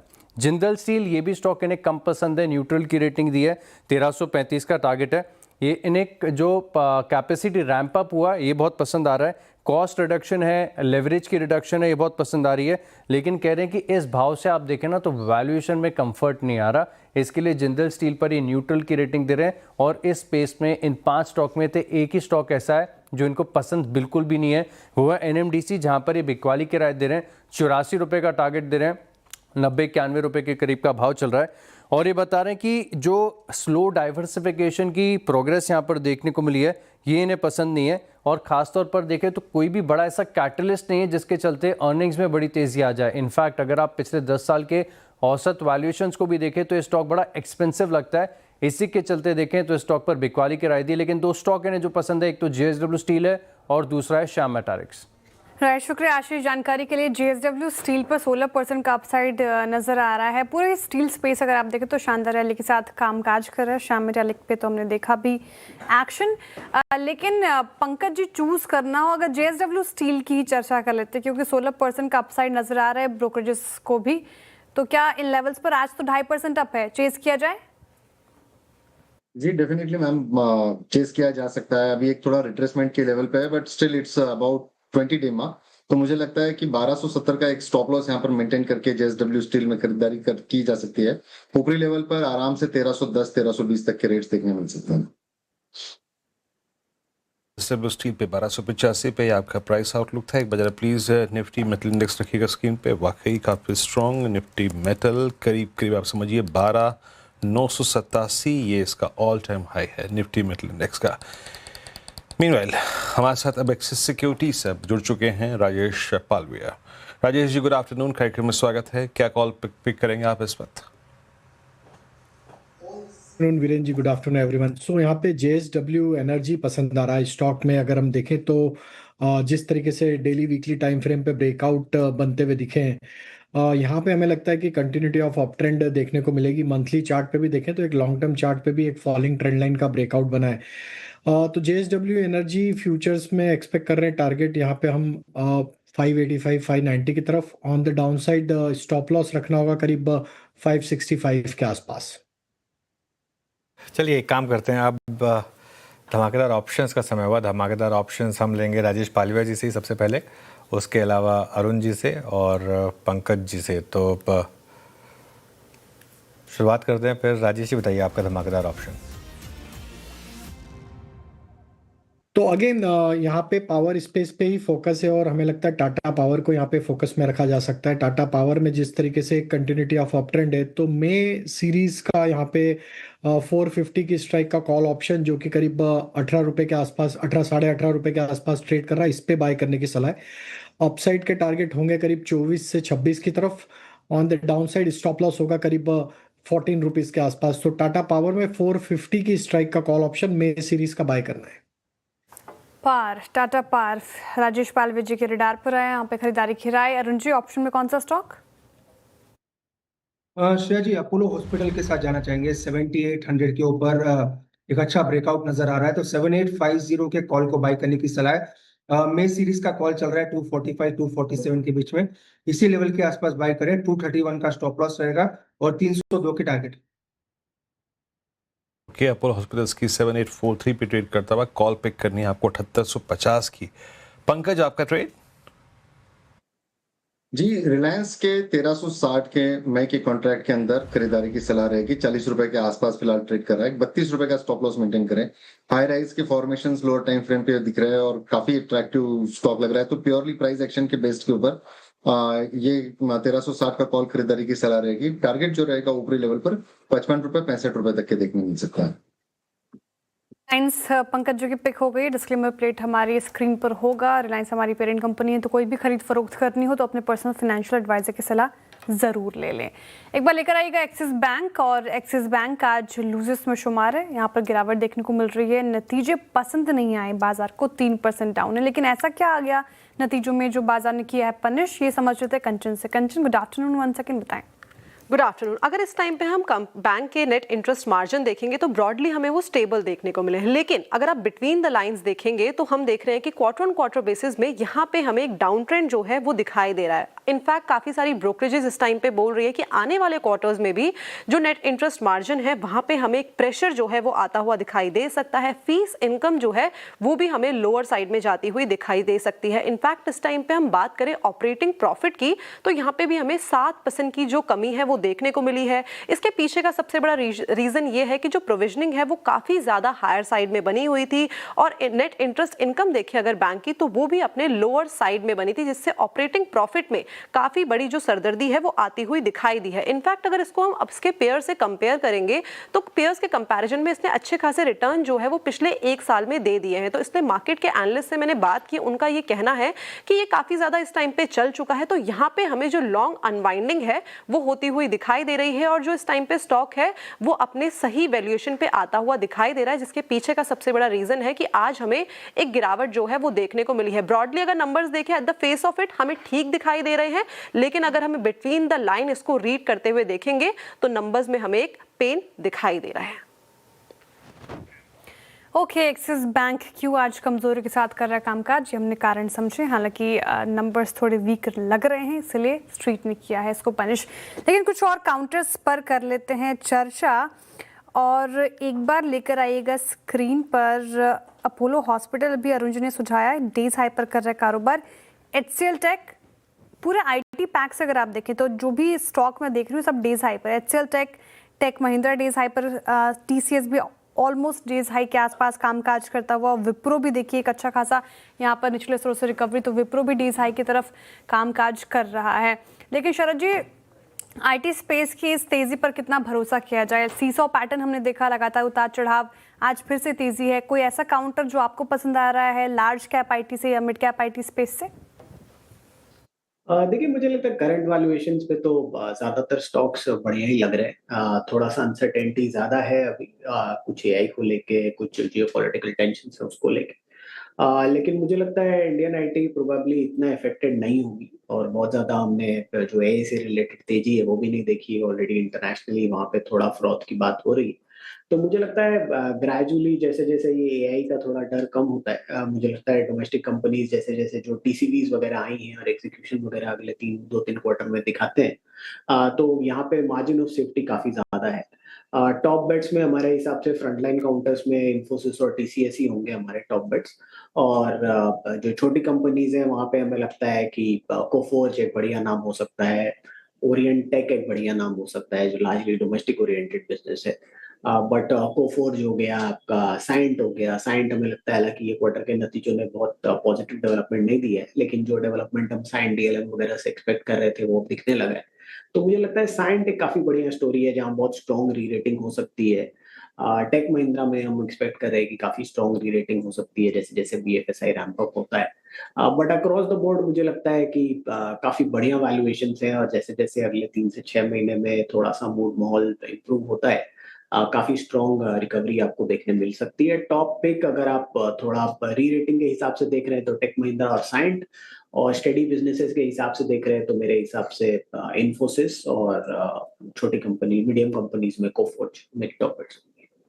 मीनवाइल अल्ट्राटेक का जब वॉल्यूम नंबर आया उसके बाद थोड़ी सी गिरावट आई थी कि थोड़ी सी पोजीशनिंग का भी इम्पैक्ट हो सकता है। वैसे नंबर्स अच्छे हैं मैं बात कहूँगा, लेकिन वॉल्यूम ग्रोथ जो है वो 9% है, शायद 11% का अनुमान था। 9.3% के करीब की वॉल्यूम ग्रोथ आई है, वो शायद मार्केट को थोड़ी कम लगी। लेकिन अगर आप एबिडा और मार्जिन देखेंगे तो वो कहीं बेहतर है, तो इसका मतलब प्राइसिंग पावर रही है कंपनी के पास कहीं ना कहीं। तो लेट्स वेट एंड वॉच। मुझे लग रहा है कि सिर्फ एक वॉल्यूम का नंबर ख़राब है, कल सुबह देखेंगे ब्रोकरेजेस क्या कहेंगी। ज़्यादातर मुझे लग रहा है कि इन नंबर्स पर व्यू पॉजिटिव होना चाहिए, लेकिन एक बार वॉल्यूम के बाद एक बार इसका 1 महीने का चार्ट रखेंगे जरा अल्ट्राटेक सीमेंट का, एक बार पोजीशनिंग देखें इसकी क्या किस तरीके से है, क्योंकि उसके बाद एकदम से गिरावट आई है स्टॉक में। ये देखिए चला काफ़ी है एक्चुअली, दिक्कत ये हो जाती है ना स्टॉक्स में कई बार, अगर चल चुका हो ना उसके बाद अनलेस नंबर में एकदम ही तोड़फोड़ ना हो तो और ज़्यादा चलना मुश्किल है। अच्छे मतलब अच्छी पोजीशनिंग के बाद भी स्टॉक चले हैं इस बार, लेकिन इन दैट केस नंबर तोड़फोड़ होने चाहिए। तोड़फोड़ नहीं है तो मतलब इस पोजीशनिंग पे अगर डिसअपॉइंटमेंट होता तो स्टॉक बहुत ज़्यादा गिरता। तो ठीक है, आधा परसेंट आधी ये प्रॉफिट बुकिंग जहाँ पर भी ख़त्म होगी वहाँ पर मौका होगा शायद। खैर इस पर एक टेक लेते हैं। अरुण जी, आप देखिए अल्ट्राटेक का चार्ट पिछले 1 महीने में अच्छा मूव रहा था, आज की इस गिरावट को कैसे देखेंगे? देखिए अनुसार ओवरऑल चार्ट तो काफी बुलिश है, पर एक करेक्शन शायद ड्यू है 11,500 के आसपास। एक छोटा गैप चार्ट पे बना हुआ हो सकता है, वो गैप एक बार फिल करने के लिए स्टॉक 11,500 11,600 तक आ सकता है। पर चूंकि ट्रेंड पॉजिटिव है, स्टॉक अभी भी मूविंग एवरेजेस के ऊपर है, तो बाय ऑन डिप्स की स्ट्रैटेजी रखनी चाहिए। 11,500 11,600 मिलता है तो वो एक अच्छा लेवल रहेगा। तो एक बार गैप फिल करने के लिए शायद हो सकता है आपको 300-400 रुपए स्टॉक नीचे आ सकता है। चलिए चार का चौका की शुरुआत कर लेते हैं। फिर अब सबसे पहले सस्ता ऑप्शन ट्रेड लेंगे मानस जी से, फिर चलेंगे राजेश पालविया जी के पास एफएनओ सुपरस्टार के लिए, चार्ट का चमत्कार के लिए सौमिल जी के पास, और मिड कैप फंडा के लिए चलेंगे शरद अवस्थी जी के पास। मानस जी बताइए आपका सस्ता ऑप्शन। तो देखिए सस्ता ऑप्शन के लिए वीबीएल पे मेरा ध्यान है। वीबीएल में एक फ्रेश ब्रेकआउट चार्ट पे देखने को मिला है, तो उसका जो 520 वाला कॉल ऑप्शन है वहां पर खरीदारी करने की राय रहेगी। 23 रुपए के आसपास के प्राइस चल रहे हैं, 14 रुपीज का स्टॉप लॉस लगाना है और 45 रुपीज के टारगेट सेट करने हैं 520 के कॉल ऑप्शन के वीबीएल। वीबीएल करीब 12:10 के आसपास इसके नंबर्स आए थे, नंबर्स अच्छे थे, मार्जिन करीब 70 बेसिस इंप्रूव हुए थे। उसके बाद से ही तेजी पकड़ी, डी हाई पे ट्रेड करता हुआ वीबीएल। मैं देख ही रहा था इस स्टॉक को मार्क करने वाला था। राजेश पालविया जी, आप क्या पिक करेंगे एफएनओ सुपरस्टार? वीरेन जी, यहाँ पे भारत फोर्ज पे सलाह देंगे बाय करने की। में फ्यूचर में बाय किया जा सकता है। जिस तरीके से स्टॉक का प्लेसमेंट है अपने ऑल टाइम हाई ट्रेजेक्ट्री के आसपास ट्रेड कर रहा है, हमें लगता है 1940 1950 की अपसाइड यहाँ पे बहुत जल्द बनते हुए दिख सकती। तो भारत फोर्ज फ्यूचर्स पे बाय करने की सलाह। ऑन द डाउन साइड 1880 के आसपास के स्टॉप लॉस रखने होंगे। भारत फोर्ज राजेश पालवे जी की पिक हो गए एफएनओ सुपरस्टार में। सोमिल जी, आपका चार्ट का चमत्कार? मेरा चार्ट का चमत्कार would be Jio finance. Jio finance में एक inverted head and shoulder pattern ऊपर की तरफ टूटा है। 20-40 डेली मूविंग एवरेज के आसपास ही सपोर्ट लेके फिर से हायर टॉप हायर बॉटम बनाना शुरू किया है। आज ही एक ब्रेकआउट मिला है ऊपर की तरफ। Great setup. यहाँ पर स्टॉप लॉस रखेंगे 245 पर और टारगेट होगा 270। जियो फाइनेंस यहाँ पर एक ट्रेड हो गई। शरद जी, आपका मिड कैप फंडा पिक? जी, हमारा मिड कैप फंडा होगा इकरा लिमिटेड। कंपनी देश की जानी मानी रेटिंग एजेंसी है, और जैसे जैसे हमें लगता है कि ये जो ट्रेंड एक चेंज हो रहा है बॉन्ड इशुएंस वगैरह पे, इसका भी फायदा इनको मिलना चाहिए और ज्यादा काम होना चाहिए। प्लस ईएसजी रेटिंग्स वगैरह से भी काफी बढ़िया डिमांड आनी चाहिए। सबसे बड़ी कंपनी तो नहीं है सेगमेंट की, लेकिन हमें लगता है कि जितना काम इस सेगमेंट में आने वाला है, इकरा, क्रिसिल, केयर, तीनों के पास ही काफी डिसेंट अपॉर्चुनिटी रहेगी। ऊपर से काफी डिसेंट करेक्शन स्टॉक ने ऑलरेडी देखी है। हमें लगता है 15-20% जैसी सीएजीआर लॉन्ग टर्म में गार्नर करना बहुत मुश्किल नहीं होना चाहिए। तो अगले साल हम ये उम्मीद करें कि कंपनी 225-30 जैसी अर्निंग्स डिक्लेयर कर देगी। 30x का मल्टीपल मिलना बहुत मुश्किल नहीं होना चाहिए। तो हमें लगता है 30x का मल्टीपल मिलता है तो 7-7,500 रुपए के टारगेट्स के हिसाब से इकरा लिमिटेड। ओके, इकरा लिमिटेड पसंद आ रहा है मिड कैप फंडा में शरद जी को। फटाफट से एक रिकैप चार का चौका का। हमने शुरुआत की सस्ता ऑप्शन के साथ, मानस जी ने सुझाया वरुण बेवरेजेस। नतीजे काफ़ी अच्छे लगे, मार्केट को एकदम से तूल पकड़ गया, 5% से ज़्यादा की तेजी के साथ कर रहा कारोबार। आपको 520 की कॉल में पार्टिसिपेट करना है, 45 का टारगेट है, 14 का स्टॉप लॉस। एफएनओ सुपरस्टार के लिए राजेश पालवे जी चुन रहे हैं भारत फोर्ज। पूरे ऑटो एंसरी स्पेस में अच्छी खासी बाइंग, 1940-1950 के टारगेट आप एक्सपेक्ट कर सकते हैं। स्टॉप लॉस आपके स्क्रीन पर था। सोमिल जी ने चार्ट का चमत्कार के लिए जियो फाइनेंशियल चुना है, यहाँ पर भी अच्छी खासी तेजी, 270 के टारगेट है, 245 का स्टॉप लॉस। खरीदारी की राय ऑब्वियसली। और शरद जी ने इकरा चुना है, 7500 के टारगेट के लिए खरीदारी की राय इन स्तरों पर। अब रिजल्ट्स यानी कि नंबर्स की बात कर लेते हैं और कल आने वाले नतीजों पर नजर रहेंगी। कल निफ्टी में मारुति और इटर्नल के नतीजे आएंगे, वहीं वायदा में बंधन बैंक समेत वायदा के 4 कंपनियों के नतीजे का भी रहेगा इंतजार। नतीजों का अनुमान बताने के लिए हमारे साथ जुड़ रही हैं दीपाली राणा और आशीष चतुर्वेदी। तो दीपाली, पहले आपके पास good afternoon to you. Maruti के नंबर कैसे रह सकते हैं, स्ट्रीट के एक्सपेक्टेशन लगा के चल रहे हैं? Good afternoon Shreya. और मारुति के नंबर्स अच्छे एक्सपेक्टेड हैं। रेवेन्यूज में 26% की ग्रोथ रह सकती है। एबिटा में भी 40-42% की ग्रोथ कंपनी सालाना आधार पर रिपोर्ट कर सकती है।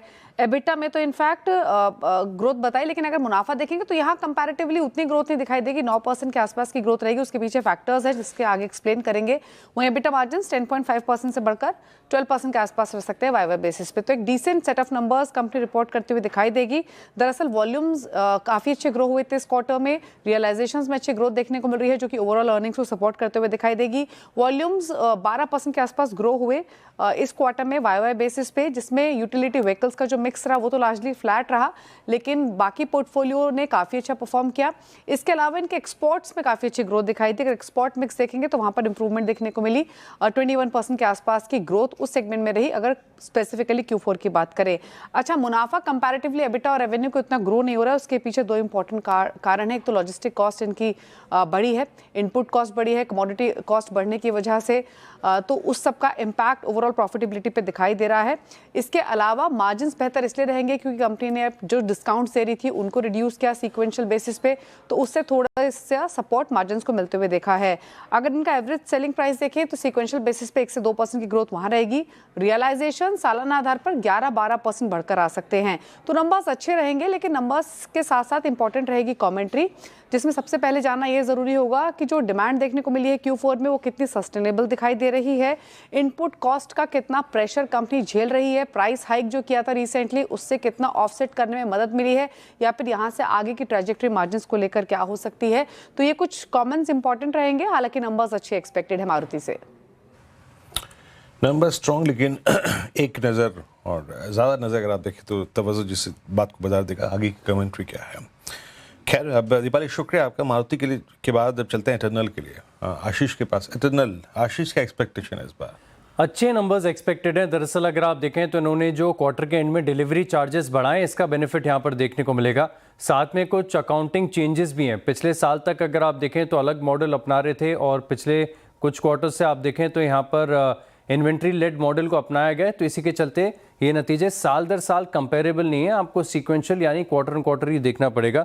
अब रेवेन्यू की बात करें तो ये लार्जली स्टेबल है, क्योंकि सीक्वेंशियली हम देख रहे हैं तो 0.3% की बढ़त यहाँ पर आपको देखने को मिलेगी। जो ग्रॉस मार्जिन है हल्का सा डिप यहाँ पर आपको देखने को मिलेगा, लेकिन एबिटा इसमें ग्रोथ है तकरीबन 11% की, 368 करोड़ से बढ़कर 410 करोड़ का मार्केट अनुमान लगाकर चल रहा है। वहीं मार्जिन्स की बात करें तो स्लाइट इंप्रूवमेंट है अगेन, क्योंकि यहाँ पर डिलीवरी चार्जेस जो उन्होंने हाई किए, फीस बढ़ाई है, इसका असर है। 2.3% से बढ़कर 2.5% के देखने को मिलेंगे, और एडजस्टमेंट बहुत सारे होते हैं। तो 104 करोड़ का जो मुनाफा पिछले क्वार्टर में था, ये बढ़कर करीब करीब 208 करोड़ के करीब देखने को मिलेगा। अब इंटरनल्स की बात करें तो यहाँ पर मार्केट ज़्यादा फोकस करेगा। अब इसके हिसाब से देखें तो इनका जो फूड डिलीवरी बिजनेस है, यहाँ पर GMV में 20% की बढ़त देखने को मिलेगी।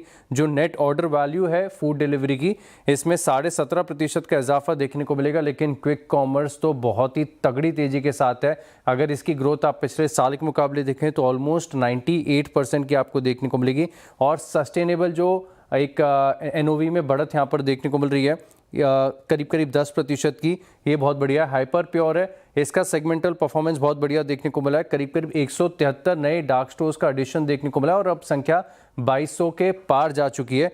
खास बात यह कि मार्जिन में जो एक्सपांशन है, हो सकता है कि ये मार्केट को पसंद आ जाए। ओके, तो ये तो इटर्नल की बात हो गई। आशीष, बंधन बैंक के नतीजे कैसे रह सकते हैं? थोड़े से ट्रिकी है, हालांकि कुछ पॉइंट्स यहाँ पर पॉजिटिव हैं। सबसे पहले आप देखें तो नेट इंटरेस्ट इनकम ये करीब करीब पिछले साल के मुकाबले 4% बढ़ती हुई नजर आएगी। जो ऑपरेटिंग प्रॉफिट है आप इसको बिल्कुल स्टेबल ही समझिए, क्योंकि 1570 करोड़ पिछले साल था, अब इस बार 1600 करोड़ देखने को मिलेगा। प्रोविजंस थोड़ी सी सीक्वेंशियल तौर पर बढ़ते, इसे क्वार्टर ऑन क्वार्टर देखा जाता है तो 1450 से बढ़कर 1600 करोड़ का आंकड़ा है।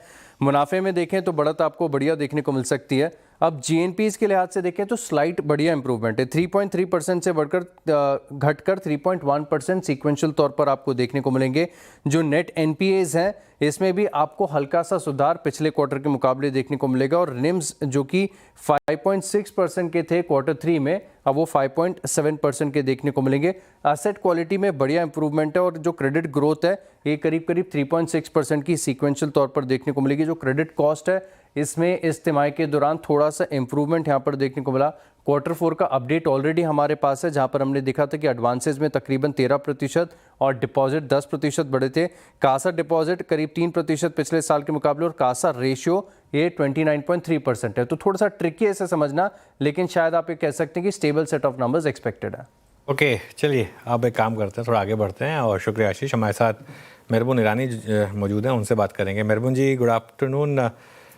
मेहरबून जी, सबसे पहले क्या मार्केट में जिस तरीके की हमने तेज़ी अब देखी है पिछले एक महीने में मिड और स्मॉल कैप में, ये एक इशारा है आगे आने वाली बड़ी तेज़ी के लिए, या ये एक रैली है जिसमें पोजीशन लाइट करनी चाहिए? आपका क्या व्यू रहेगा? आई थिंक अनुज, एग्जैक्टली 3 हफ्ते पहले मैंने कहा था कि serious money should be put to work. मैंने क्रिकेट जार्गन भी यूज़ किया था कि हम लोग 4थे या 5वें दिन में टेस्ट मैच के, एंड अभी now one has to be serious and put in money. और जो मंदी वैल्यूएशंस की जो बात थी वो स्टोरी पीछे जा चुकी है। टाइम नहीं है कि हेडलाइंस क्या ख़राब, कितने हेडलाइंस है, ट्रम्प क्या ट्वीट करता है, वो टाइम गुजर गया था, तो लेने का समय था। और उसके बाद अगर आप देखें तो बाज़ार एक तरफी बढ़ा है, मैं कहूँगा बढ़ा है, लेकिन इतना भी नहीं बढ़ा है, क्योंकि निफ्टी शायद 7-8 साढ़े 8% ऊपर है, लेकिन जो गेंस हुआ है ब्रॉडर मार्केट में। और निफ्टी के बढ़ने के कारण इतने नहीं है, क्योंकि आईटी, खास करके आईटी, प्राइवेट बैंक्स, थोड़े से ऑटो, ऑयल मार्केटिंग स्टॉक्स ने निफ्टी को प्रेशर में थोड़ा सा रखा है। लेकिन ब्रॉडर मार्केट में आई थिंक इन्वेस्टर्स के पोर्टफोलियो शायद अप्रैल महीने में 10 से 15% बढ़ चुके हैं। निफ्टी 7 से 8% बढ़ा है। अगर आपका ये सवाल है कि आगे चल के क्या होगा, मेरा मानना है कि जो फैक्ट्स है हमारे सामने हैं, things are not very good मानना है। लेकिन एक मैं MBA डेज में सिखा था, शायद आप भी जानते होंगे, ये जो प्राइजेस होते हैं एक लीवर होता है, लीवर फट करके नीचे आया जब ये मंदी दिखा सबको, इन्वेस्टर्स पैनिक करके बेचने लगे, थोड़े इन्वेस्टर्स लेने में अटक गए, और अच्छे से इन्वेस्टर जो अनुभवी इन्वेस्टर है उन्होंने इसे एक अपॉर्चुनिटी पकड़ा और नीचे में खरीदा, and that is how the real wealth is being made. अभी लीवर थोड़ा सा ऊपर हुआ है, तो मैं कहूँगा कि आज के लेवल से निफ्टी में भले ज़्यादा कुछ गेन नहीं आएगा, लेकिन इतना भी नहीं आएगा, but I think opportunities will continue to come in the broader market. So there will be sectors जो खास करके ऑयल डेरिवेटिव्स यूज़ करते हैं अपने फिनिश्ड प्रोडक्ट्स बनाने को, they will remain under pressure, और बाकी सारे सेक्टर्स में I think ultimately we will be slowly moving up. So there will be opportunities more in the broader market than in the frontline market. That is what I always used to say, and I continue to say the same thing. आपने भी यहाँ पे FMCG का जिक्र किया, वाकई post earnings बहुत अच्छे स्विंग्स विजिबल हैं। नेस्ले को देखिए आप, वरुण बेवरेजेस को देखिए आप, और कोलपाल काफ़ी अच्छा चला था। लेकिन मैं थोड़ा सा विषय को और फिर बदलूं, अगर एनर्जी स्पेस में मेहरबून जी और एक मेटल, दो तो ऐसे स्ट्रॉन्ग मेटल्स तो खैर अभी तक स्ट्रॉन्ग हैं, मीडियम टर्म इनका काफ़ी स्ट्रॉन्ग था, लेकिन इस पूरे वॉर जोन में एनर्जी स्पेस ने बहुत स्ट्रांगली रिएक्ट किया है। यहाँ पर आपका व्यू, कुछ स्टॉक स्पेसिफिक अगर आप कमेंट कर पाएँ तो प्लीज़ ज़रूर करिएगा इन दो बास्केट में से। I think power related stock, अगर आपका इशारा उसकी तरफ है, आप एनर्जी कहते हो, एनर्जी में तो सब कुछ काफ़ी चीज़ आ जाता है। इसमें पावर रिलेटेड स्टॉक देखो तो मैं समझता हूँ कि इसमें ब्लाइंड तेज़ी हो रही है। ब्लाइंड इसलिए कहता हूँ कि काफ़ी सारे स्टॉक्स इतने ज़ोर से बढ़ गए कि हम लोग जो थोड़े से सेक्टर्स सोचते कि हमको अंडरस्टैंडिंग है, वो ये भाव में अभी थोड़े से लेने में हिचकिचाते हैं। क्योंकि some of the stocks have moved up by 40-50% in the month of April itself from the lows. तो अभी लेना नहीं लेना आई थिंक डिफ़िकल्ट है, लेकिन ये स्पेस पूरे एक्शन में रहने वाला है, नो डाउट अबाउट इट। और अच्छे क्वालिटी स्टॉक्स ऐसे हैं जिसमें शायद इन्फ्लेटेड प्राइसेस हुए हैं। एक ज़माने में हमने ये ईवी में देखा था, हमने ग्रीन एनर्जी में देखा था, लेकिन आज की जो स्टोरी एनर्जी की है that is for real, because यहाँ पे क्लियर कट मैं कहते आ रहा हूँ कि power shortage is going to be felt possibly not only in India alone but in the world, and we will have to do a lot of things in this space. So ये पूरा sector में there is going to be continuous action going to build up. हाँ, कहीं ना कहीं stocks महंगे हो जाते हैं, 5-10%, 15% पुल बैक होता है, तो जो पेशेंट इन्वेस्टर है can possibly wait for a pull back, whereas others who are buying it should understand कि उन लोग खरीद रहे after a sharp move of 30-40% from their lows, and if they buy and there is a correction, they should not cry wolf and go away and run away from the market saying that अरे यार क्या है यार, सब लोग ने बोला लेने को गट गया। So one has to understand कि थोड़े से करेक्शन आते रहेंगे, but this is the space in which I would still rank it as number 1 in my assessment in the market right now. मेहरबान जी गुड आफ्टरनून। और ये तो पावर स्पेस पर बात हो गई सर, लेकिन रेट सेंसिटिव स्पेसिस पे अगर मैं आपसे चर्चा करना चाहूँ, जैसे कि ऑटो स्पेस और इनफैक्ट रियल्टी स्पेस में हमने अच्छी खासी तेज़ी देखी, लोधा के नंबर्स भी काफ़ी स्ट्रॉन्ग रहे, तो काफ़ी अंडर परफॉर्म किया था रियल्टी स्पेस ने। क्या अब यहाँ पर एक तेज़ी लौटी है और यहाँ पर भी बेट लगाना चाहिए, आपकी राय क्या होगी? देखिए, मार्केट में थोड़ा सा स्क्यूड मूवमेंट ऑलरेडी हो चुका है। स्क्यूड मूवमेंट का मतलब जैसे मैंने कहा, प्राइवेट बैंक्स ब्रीदर लिया, पीछे आया, डाउनग्रेड हुए, आईटी थोड़ी सी डाउनग्रेड हुई है, ऑटो थोड़ा सा ढीला हो गया था, तो इसके लिए निफ्टी ने ज़्यादा मुंह नहीं दिया। तो निफ्टी में बाकी सारे सेक्टर्स के स्टॉक्स जोर जोर से बढ़ने लगे। रही बात आपने रियल्टी की पूछी, आई थिंक वरिंदर ने इशारा किया एफएमसीजी की तरफ। आई थिंक ये थोड़े से रिलेटिवली लेगार्ड्स है, उसमें थोड़ा सा मोमेंटम आया है, मोमेंटम और बिल्ड हो सकता है। बट जो इंटरेस्ट रेट की जो सिनारियो थे, हम लोग कह रहे थे 3-4 महीने पहले कि इंटरेस्ट रेट और भी कटेंगे, वो that could be possibly behind us. Inflation बढ़ने वाला है, बट आरबीआई में not hike the rates immediately, but rate cuts जो होने थे वो पीछे हो गए हैं। रही बात डिमांड की, I think demand is sustaining. अगर आज मुझे कोई पूछे तो मैं कहूँगा कि डोमेस्टिक सेक्टर्स पर investors should continue to concentrate. और इसके बीच में एफएमसीजी में एक ड्रैग आगे चल के ज़रूर बन सकता है, वो है El Nino effect on the monsoon. अगर वो होता है, रूरल इनकम पे इफेक्ट होता है, so I think it would possibly take a back seat and put pressure on the indices आगे चल के। और प्रॉपर्टी के बारे में ऐसा है कि रियल्टी के बारे में मोमेंटम जब तक फेवर में तब तक ठीक है, but this is not a sector which I would say that I am very bullish on. अगर है तो रिलेटिवली अंडर परफॉर्म किया था पिछले 15-20 दिन में, आई थिंक पॉसिबली थोड़ा सा कैचअप ज़रूर करेगा, बट स्क्रीमिंग बाय है ऐसा मैं नहीं कहूँगा। ओके, आईटी स्क्रीमिंग बाय है क्या, या अभी भी अवॉइड करेंगे? आईटी में 3 साल से नेगेटिव, और क्लियर डिस्क्लोजर एक भी आईटी के स्टॉक्स पोर्टफोलियो में नहीं है। और पिछले बार भी हम लोग ने डिस्कस किया था अनुज जी, काफ़ी सारे लोग कॉन्ट्रा कॉल लेना चाहते हैं, मैं उसको रुकाता नहीं हूँ, क्योंकि द पॉइंट है कि valuation wise you can possibly defend this valuation, वजह सस्टेनेंस की या एग्जिस्टेंस की फियर आ जाती है। एंथ्रोपिक कहिए, एआई का पूरा इम्पैक्ट कहिए, जो हम लोग 2 महीने पहले बात करते, आज कोई ज़्यादा इतना बात नहीं कर रहा है। और जो आईटी स्टॉक्स को आज मार पड़ी है for many other reasons also, उसको खरीदना जस्ट बिकॉज वैल्यूएशन 13, 14, 15, 16 टाइम आ गया, ये this is not the way I have ever performed in the market over my last 25-30 years experience. क्योंकि मैं समझता हूँ कि there should be a trigger for me, और मुझे ट्रिगर आज के लेवल में भी ज़्यादा कुछ दिखता नहीं है। So somebody wants to do a contra buying, good luck to him, and possibly I hope he goes right, but I don't find too many reasons to go and buy into IT immediately, being very honest with you, and if somebody wants to buy, I am not going to stop him to buy. अच्छा मेहरबान जी, और कुछ themes जो कि अच्छा कर रही हैं, price stretch और हायर लेवल्स पर सस्टेन होने की टेंडेंसी नज़र आ रही है। आप वाइट गुड को देखिए, वोल्टास ने बड़ा लंबा सफ़र तय किया, ब्लू स्टार को देखिए, हेवल्स को देखिए, हॉस्पिटल स्टॉक्स में थोड़ी बहुत बार्गेन बाइंग हो रही है, max health care, Fortis at lower levels, Apollo. एक दो और बास्केट मैंने आपके सामने रखी है, यहाँ पे कोई प्रेफर्ड कैंडिडेट्स अगर हों तो प्लीज़ ज़रूर जिक्र कीजिएगा।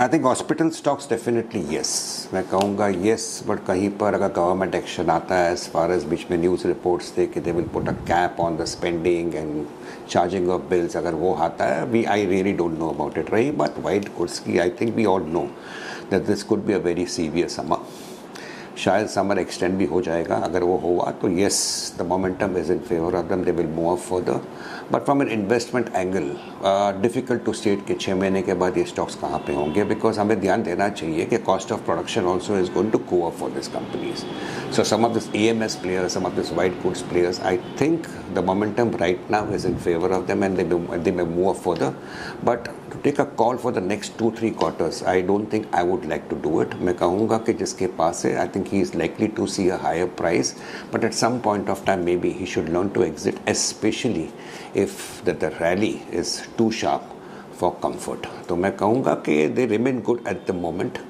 so I would continue to tell somebody कि white goods है आपके पास, enjoy the ride in the Blue Stars and the Voltases of the world, but one has to understand that their cost of production is also going to go up because ultimately inflationary impact is going to happen, especially looking at the way some of these metals have gone up. Okay मेहरबान, बहुत बहुत शुक्रिया, आप इस कार्यक्रम में शामिल हुए और सभी सेक्टर्स पर अपनी राय रखी आपने, बहुत बहुत शुक्रिया। चलिए अब एक काम करते हैं, निफ्टी की ट्रैजेक्टरी लेके आइए अनुज। वो निफ्टी बैंक अच्छी शॉर्ट ट्रेड देके गया, उसके बाद पूरे दिन कंसोलिडेशन के मोड में रहा, मोर और लेस निफ्टी पे हम 24,100 मिल रहा है।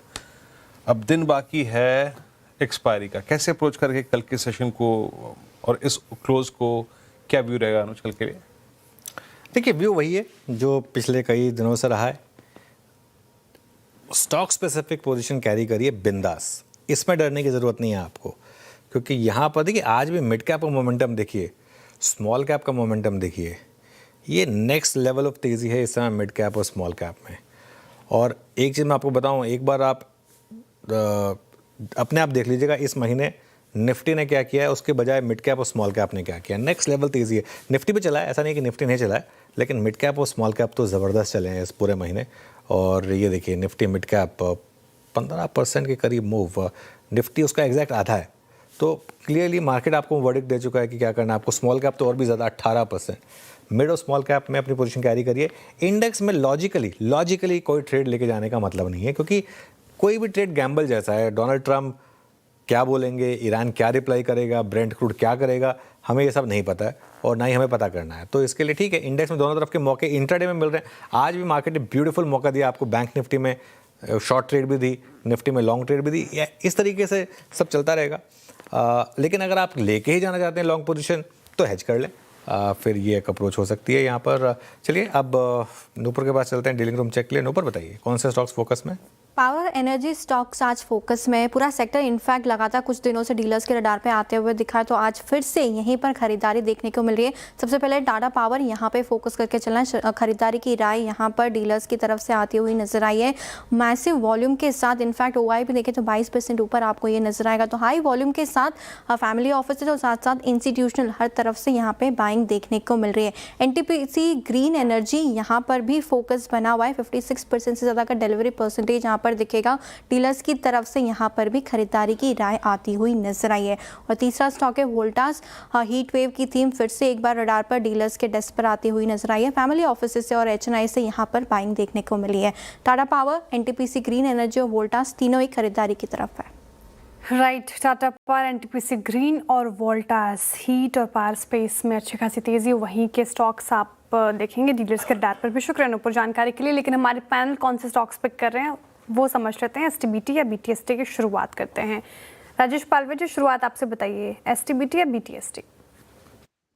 श्रेया जी BTST पे ही फोकस करेंगे और हमें लगता है यहाँ पे एक्साइड इंडस्ट्री को BTST ट्रेड के लिए लिया जा सकता है। डे हाई की तरफ ही स्टॉक ट्रेड करते हुए देखने को मिल रहा है और जिस तरीके के फॉर्मेशन यहाँ पे डेली चार्ट पे बने ब्रेकआउट देखने को मिला एक मल्टीपल सप्लाई जोन का, हमें लगता है यहाँ पे मोमेंटम 365 की तरफ बढ़ते हुए दिख सकता है।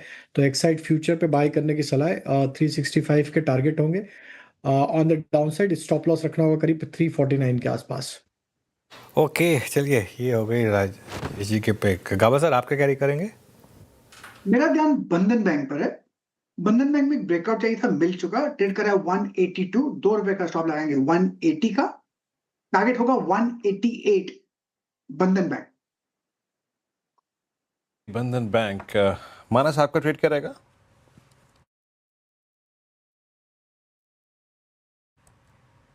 मानस म्यूट पे हैं आप प्लीज। माफ करिएगा वीरेंद्र जी। तो देखिए आईडीएफसी फर्स्ट बैंक में फ्लैग पैटर्न का ब्रेकआउट है, 50 डे मूविंग एवरेज के ऊपर निकला है, तो उसके फ्यूचर में खरीदारी करेंगे, 69 का स्टॉप लॉस लगा लेंगे और 73 के टारगेट सेट करेंगे। आईडीएफसी फर्स्ट बैंक मानस जी के पिक हो गए, यहाँ पे खरीदारी की राय। अरुण जी आप क्या कैरी करेंगे, बीटीएसटी या एसटीबीटी? श्रेया जी लॉन्ग साइड ही जाएंगे, बीटीएसटी लेने की सलाह रहेगी डिक्सन टेक्नोलॉजी में। डिक्सन टेक्नोलॉजी में एक अच्छा बेस फॉर्मेशन 11,000 के आसपास देखने को मिला है। मुझे लग रहा है स्टॉक यहाँ से 11,450 11,500 की तरफ इजीली आपको नजर आ सकता है, तो बीटीएसटी ट्रेड के हिसाब से इसको लेके चल सकते हैं। 11080 का स्टॉप लॉस लगाएं और 11450 तक के टारगेट इसमें देखने को मिल सकते हैं। ओके चलिए, अब सौमिल जी आपकी ट्रेड कल के लिए। मेरी ट्रेड होगी बीएसई आज सुबह भी रिकमेंड की थी और मुझे लगता है कि अभी भी स्ट्रॉन्ग मोमेंटम है, कंटिन्यू रहेगा। एक अच्छा ट्रेड है कैरी करने के लिए। बहुत ही अच्छे मोमेंटम में है, एक फ्लैग पैटर्न का ब्रेकआउट ऊपर की तरफ हुआ है, 10 डेली मूविंग एवरेज पे सपोर्ट भी लिया है। टारगेट्स ऊपर में 3675 के हैं और ऊपर स्टॉप लॉस रखेंगे 3450। Okay BSc. पंकज आपका ट्रेड? सर टाटा पावर के फ्यूचर्स में खरीदारी की सलाह रहेगी। बीटीएसटी के लिहाज से देख रहा हूँ 448 का एक छोटा सा स्टॉप लॉस लगाना है यहाँ पे डेली टाइम फ्रेम पे और 60 मिनट्स की टाइम फ्रेम के ऊपर एक क्लीन ब्रेकआउट यहाँ पर देखने मिला है। काफी स्ट्रॉन्ग स्ट्रक्चर है, वॉल्यूम एक्टिविटी बेहद शानदार है। मुझे लगता है ये स्टॉक जो है 460 465 तक जाने के लिए तैयार है। टाटा पावर के फ्यूचर्स में बीटीएसटी। टाटा पावर के फ्यूचर्स में बीटीएसटी करने की सलाह रहेगी। चलिए बीरो के पास चलते हैं और आज की मार्केट ब्रेथ। आज तो खैर मार्केट ब्रेथ ज़बरदस्त शानदार, बीरो बताइए। बिल्कुल बिल्कुल अनुज, एटलीस्ट अप्रैल के अंत में कुछ तो अच्छा अगर आप देखें नज़र आया, और मतलब एटलीस्ट लास्ट अगर आप देखें तो 2 सेशंस में शॉर्ट कवरिंग 100 में, और आज शॉर्ट कवरिंग बड़ी थी क्योंकि कल यानी शुक्रवार को जो एकदम से पैडल प्रेस कर दिया था शॉर्ट्स ने, उसके बाद यहाँ पे थोड़ा सा रिलीफ मिला। 76 लॉन्ग, यानी अगर आप कंसोलिडेटेड फिगर्स को देखें तो करीब करीब 250, दैट्स गुड। शॉर्ट 18 में और लॉन्ग अनवाइंडिंग करीब करीब 24 में। और लॉन्ग अनवाइंडिंग को भी देखने, याद रखिएगा एक्सपायरी -1 डे देखने का नजरिया कुछ और होता है। यहाँ पर बहुत सारे स्टॉक्स वो भी होंगे जो कि स्ट्रांग होंगे, but still they will appear in long unwinding. आइए इधर एक बार जरा प्लीज आप स्लाइड्स पे एक एक करके। सन फार्मा आज का stock of the day, deal of the day, और ओरेकल फाइनेंशियल्स ये सबसे स्ट्रॉन्गेस्ट इस स्पेस में रहा। लोअर डेवलपर्स, टाटा पावर, बंधन बैंक एनर्जी स्पेस में आज फिर बाइंग थी, और बंधन बैंक अपने नंबर से पहले आज बहुत स्ट्रॉन्ग रहा, लॉन्ग विटनेस की। हिंदुस्तान जिंक, हमें यहाँ पे शुरू में ही फर्स्ट टिक से अच्छी स्ट्रेंथ थी, इंडसइंड बैंक फर्स्ट टिक से अच्छी स्ट्रेंथ थी। Blue star white good segment में वरुण बेवरेजेस अपना नंबर्स के बाद अच्छा चला। सुजलॉन पिछले 1 महीने से बाइंग विटनेस कर रहा, तो आज यहाँ पे शॉर्ट कवरिंग थी। और लास्ट स्लाइड आएगी, सेकंड लास्ट स्लाइड माफ कीजिएगा, Shriram finance short buildup post numbers, हालांकि डिसअपॉइंटमेंट था कुछ और चीज़ों को लेकर, बाकी एक्सिस बैंक पोस्ट नंबर्स, और पेटीएम फाइनली 2% नीचे, शॉर्ट बिल्डअप, फिनटेक और बीएल आज डिफेंस स्पेस में थोड़ी बहुत शॉर्टिंग थी। और लास्ट स्लाइड आएगी लॉन्ग अनवाइंडिंग की, उसमें RBL, Astral, Force Motors, Jubilant food और केन्स टेक। एक बार एस्ट्रल लेके आइएगा, ये 2 स्टॉक्स थे, मतलब आप समझिएगा कि पॉली कैब और एस्ट्रल। पॉली कैब ने तो खैर बहुत बड़ा एक राइज दिया, वर्टिकल राइज, बट आपकी राय सोमिल एस्ट्रल पे क्या होगी? बीच में मोमेंटम बना था बट वो मोमेंटम लॉस्ट हो गया। एस्ट्रल इन आइसोलेशन और in with comparison with poly cab, कैसा लग रहा है आपको नेक्स्ट सीरीज के लिए? आई थिंक एस्ट्रल पे मैं बहुत पॉजिटिव हूँ। इनफैक्ट लास्ट वीक मुझे याद भी है कि मैंने ये सजेस्ट भी किया था, लेकिन फिर से साइडवेज हो गया है। 200 डेली एक्सपोनेंशियल मूविंग एवरेज के ऊपर ही चल रहा है, और लास्ट अगर 2 या 3 महीने का चार्ट देखें तो एक अपवर्ड ट्रेंडिंग एक ट्रेंड है ऑन द वीकली चार्ट्स, और प्रीवियस जो लोज हैं वो टूटे नहीं हैं अब तक। अगर आप उसके पहले के चार्ट्स देखें तो कंसोलिडेशन है, एक बेसिंग आउट फॉर्मेशन है below 200 daily exponential moving average, which is a great sign. और उसका ब्रेकआउट ऊपर की तरफ हुआ है, ब्रेकआउट अराउंड 1500 के आसपास था और उसका ब्रेकआउट हो गया और वहीं पे ही अभी कंसोलिडेशन हो रहा है। मुझे लगता है ये अभी भी बहुत पॉजिटिव है। यहाँ पर एक स्टॉप लॉस रख सकते हैं अराउंड 1450 के आसपास और मेरे ऊपर में टारगेट्स 1800 और 1950 तक के टारगेट्स हैं in the short to medium term outlook. Okay, Astral पर ये फिलहाल व्यू हो गया, इन स्तरों पर खरीदारी कर सकते हैं। एस्ट्रल पर ये आउटलुक थोड़ी कमजोरी के साथ आज कर रहा है कामकाज, लेकिन एक बार इटर्नल लेकर आइएगा स्क्रीन पर, साथ ही स्विगी आज तो फ्लैट, दोनों ही स्टॉक्स आपको कारोबार करते हुए नजर आएंगे। इटर्नल पर जो नतीजों का अनुमान है, मार्जिन्स ठीक रह सकते हैं क्योंकि कंपनी डिलीवरी फी जो बढ़ा रही है, और लगातार हमने प्लेटफॉर्म हाइक देखा है दोनों कंपनियों में, डिलीवरी फी हाइक, हाई सरचार्ज और कुछ ना कुछ डोनेशंस वगैरह करके यहाँ पर प्राइस में बढ़ोतरी होती हुई नज़र आती है। लेकिन एक और रिपोर्ट देख रही थी मैं स्विगी पर, स्विगी की एक और सब्सिडियरी कंपनी है ट्वेंग, जो कि नॉर्थ इंडिया में कामकाज करती है और सस्ते और ज़्यादा ऑर्डर डिलीवरी के साथ इसको लेकर आया गया है। पिछले 2 महीनों में इसका सबसे ज़्यादा इस्तेमाल हुआ है और सबसे ज़्यादा इस्तेमाल नॉर्थ इंडिया में, क्योंकि वहीं पे है अभी फ़िलहाल, और लोग तेज़ी से इस ऐप को अपनाने लगे हैं। और जो ट्विंग का मकसद है वो ये है कि ज़्यादा ऑर्डर लेना और डिलीवरी को और आसान बनाना और ज़्यादा कस्टमर्स तक पहुंचना। शुरुआत अच्छी है, लोग सस्ते विकल्प पसंद कर रहे हैं, क्योंकि स्विगी और जोमेटो की बात करें तो वहाँ पे तो बहुत ज़्यादा प्राइस हाइक हो रही है। लेकिन एक चिंता है ब्रोकरेजेस को कि शायद ट्विंग पर जो कस्टमर है स्विगी के, एक्चुअल वो वहाँ पे शिफ्ट ना हो जाए। तो लेकिन फिर भी आउट परफॉर्म की कॉल आई है स्विगी पर। सवाल मेरा गाबा सर आपसे, इटर्नल के देखेंगे नतीजे से पहले यहाँ पर थोड़ी सी फिलहाल फ्लैट शुरुआत हुई है, फ्लैट क्लोजिंग होने की तरफ बढ़ रहा है इटर्नल, लेकिन आपका नज़रिया क्या हुआ इस पर्टिकुलर काउंटर पर, इन लेवल्स पर क्या रहा है? एक्चुअली इटर्नल को slightly longer term time frame के हिसाब से लें, जो बाउंस मिला है फ्रॉम करीब 212 से करीब 260 तक, 55-58 तक, ये रिएक्टिव अपमूव लग रहा है मुझे। तो पॉसिबल है कि थोड़ा डिप मिले यहाँ पर। अब 2-4 दिन से हम गिरावट देख रहे हैं, लेकिन इस अपमूव में इतनी ताकत नहीं है। अगर नीचे आता है तो शायद एक सपोर्ट मिल जाए करीब 245, तो एक सेल बनता है up to 245 with a stop about 260। ये हो गया इटर्नल पे व्यू जस्ट हमें नंबर से पहले। और जो चीज़ें कल के लिए बहुत स्ट्रॉन्ग जा रही है ना, उसमें देखिए सन फार्मा का जिक्र तो हो ही गया, वीबीएल का जिक्र हो गया, मैक्रोटेक का जिक्र हो गया, रियल एस्टेट का जिक्र हो गया, और जो चीज़ें रिवर्सल में गई उसमें कोफोर्ज था आज इसने एक स्लाइट रिवर्सल तय किया। एम्फेसिस को देखिए 4% स्लाइट रिवर्सल, और एक बार लेके आइएगा केपीआईटी टेक्नोलॉजीज, ये भी अगर आप देखिए आज रिवर्सल में गया। अच्छा, एक स्टॉक जिसका मैंने शायद जिक्र नहीं किया बट बहुत ही स्ट्रॉन्ग प्लेसमेंट के साथ जा रहा है, और मानस दैट्स सोना BLW। जरा एक बार इसको देखिएगा, 590 इटसेल्फ अगर आप देखें 2 अप्रैल से लेके अब तक इट्स ए फ्लैग, बहुत ही अग्रेसिव फ्लैग। इसका लंबा चार्ट रखिएगा फिर प्लीज़, और दिसंबर 24 के बाद अब तक का सबसे स्ट्रॉन्गेस्ट क्लोज। मानस आपकी रीडिंग क्या कह रही है इसको लेकर, अगले 2-3 दिन के पर्सपेक्टिव से इस फ्लैग का प्रोजेक्शन क्या कहता है? देखिए, मेरा समझना है कि 630 के आसपास तक, 630 के आसपास तक स्टॉक जा सकता है, क्योंकि करीब 7-8 दिनों का कंसोलिडेशन हो गया माफ करिएगा, और ये कंसोलिडेशन टेंडेम मूविंग एवरेज के ऊपर हो रहा था। तो अभी भी मैंने 2 बजे के शो में भी यहाँ पर रिकमेंडेशन दिया है, और अभी भी करंट लेवल्स पे भी खरीदारी कर सकते हैं। स्टॉप लॉस, अगर आप ट्रेडर है तो स्टॉप लॉस आपको 580 रुपए के नीचे लगाना है, 610 से 615 तक के टारगेट सेट करते हैं। ओके, चलिए आगे बढ़ते हैं। अब घरेलू निवेशकों का दबदबा बाजार में लगातार बढ़ता जा रहा है। मॉर्गन स्टैनली की ताज़ा रिपोर्ट के मुताबिक शेयर बाजार में एफआईएस की ओनरशिप में तेज़ गिरावट आई है और घरेलू निवेशकों की हिस्सेदारी में उछाल आया है। श्रेया से समझ लेते हैं पूरी डिटेल। श्रेया बताइए। बहुत interesting data sir, Morgan Stanley की रिपोर्ट आई इंडिया स्ट्रैटेजी को लेकर। डेटा काफ़ी चौंकाने वाले। डेटा ये है कि एफआईज लगातार अपनी हिस्सेदारी जो है वो कम कर रहे हैं भारतीय बाजार में। लगातार ये खबरें हमने आप पे रखी आपके सामने, और अब जो है वो एफआईज की ओनरशिप जो है वो 16 साल के लोएस्ट लेवल पर आ गया है। तो ये दिक्कत की चीज़, लेकिन चौंकाने वाली बात या फिर कहें यूँ गौर करने वाली बात ये होगी कि इसके बावजूद अगर आप देखें तो भारतीय बाजार स्टेबल बना हुआ है, और इसके पीछे का सबसे बड़ा कारण है डोमेस्टिक इन्वेस्टर्स। डोमेस्टिक इन्वेस्टर्स की हिस्सेदारी बढ़ती नजर आई है और ये रिकॉर्ड हाई पर पहुंच गई है, इनफैक्ट करीब 29%।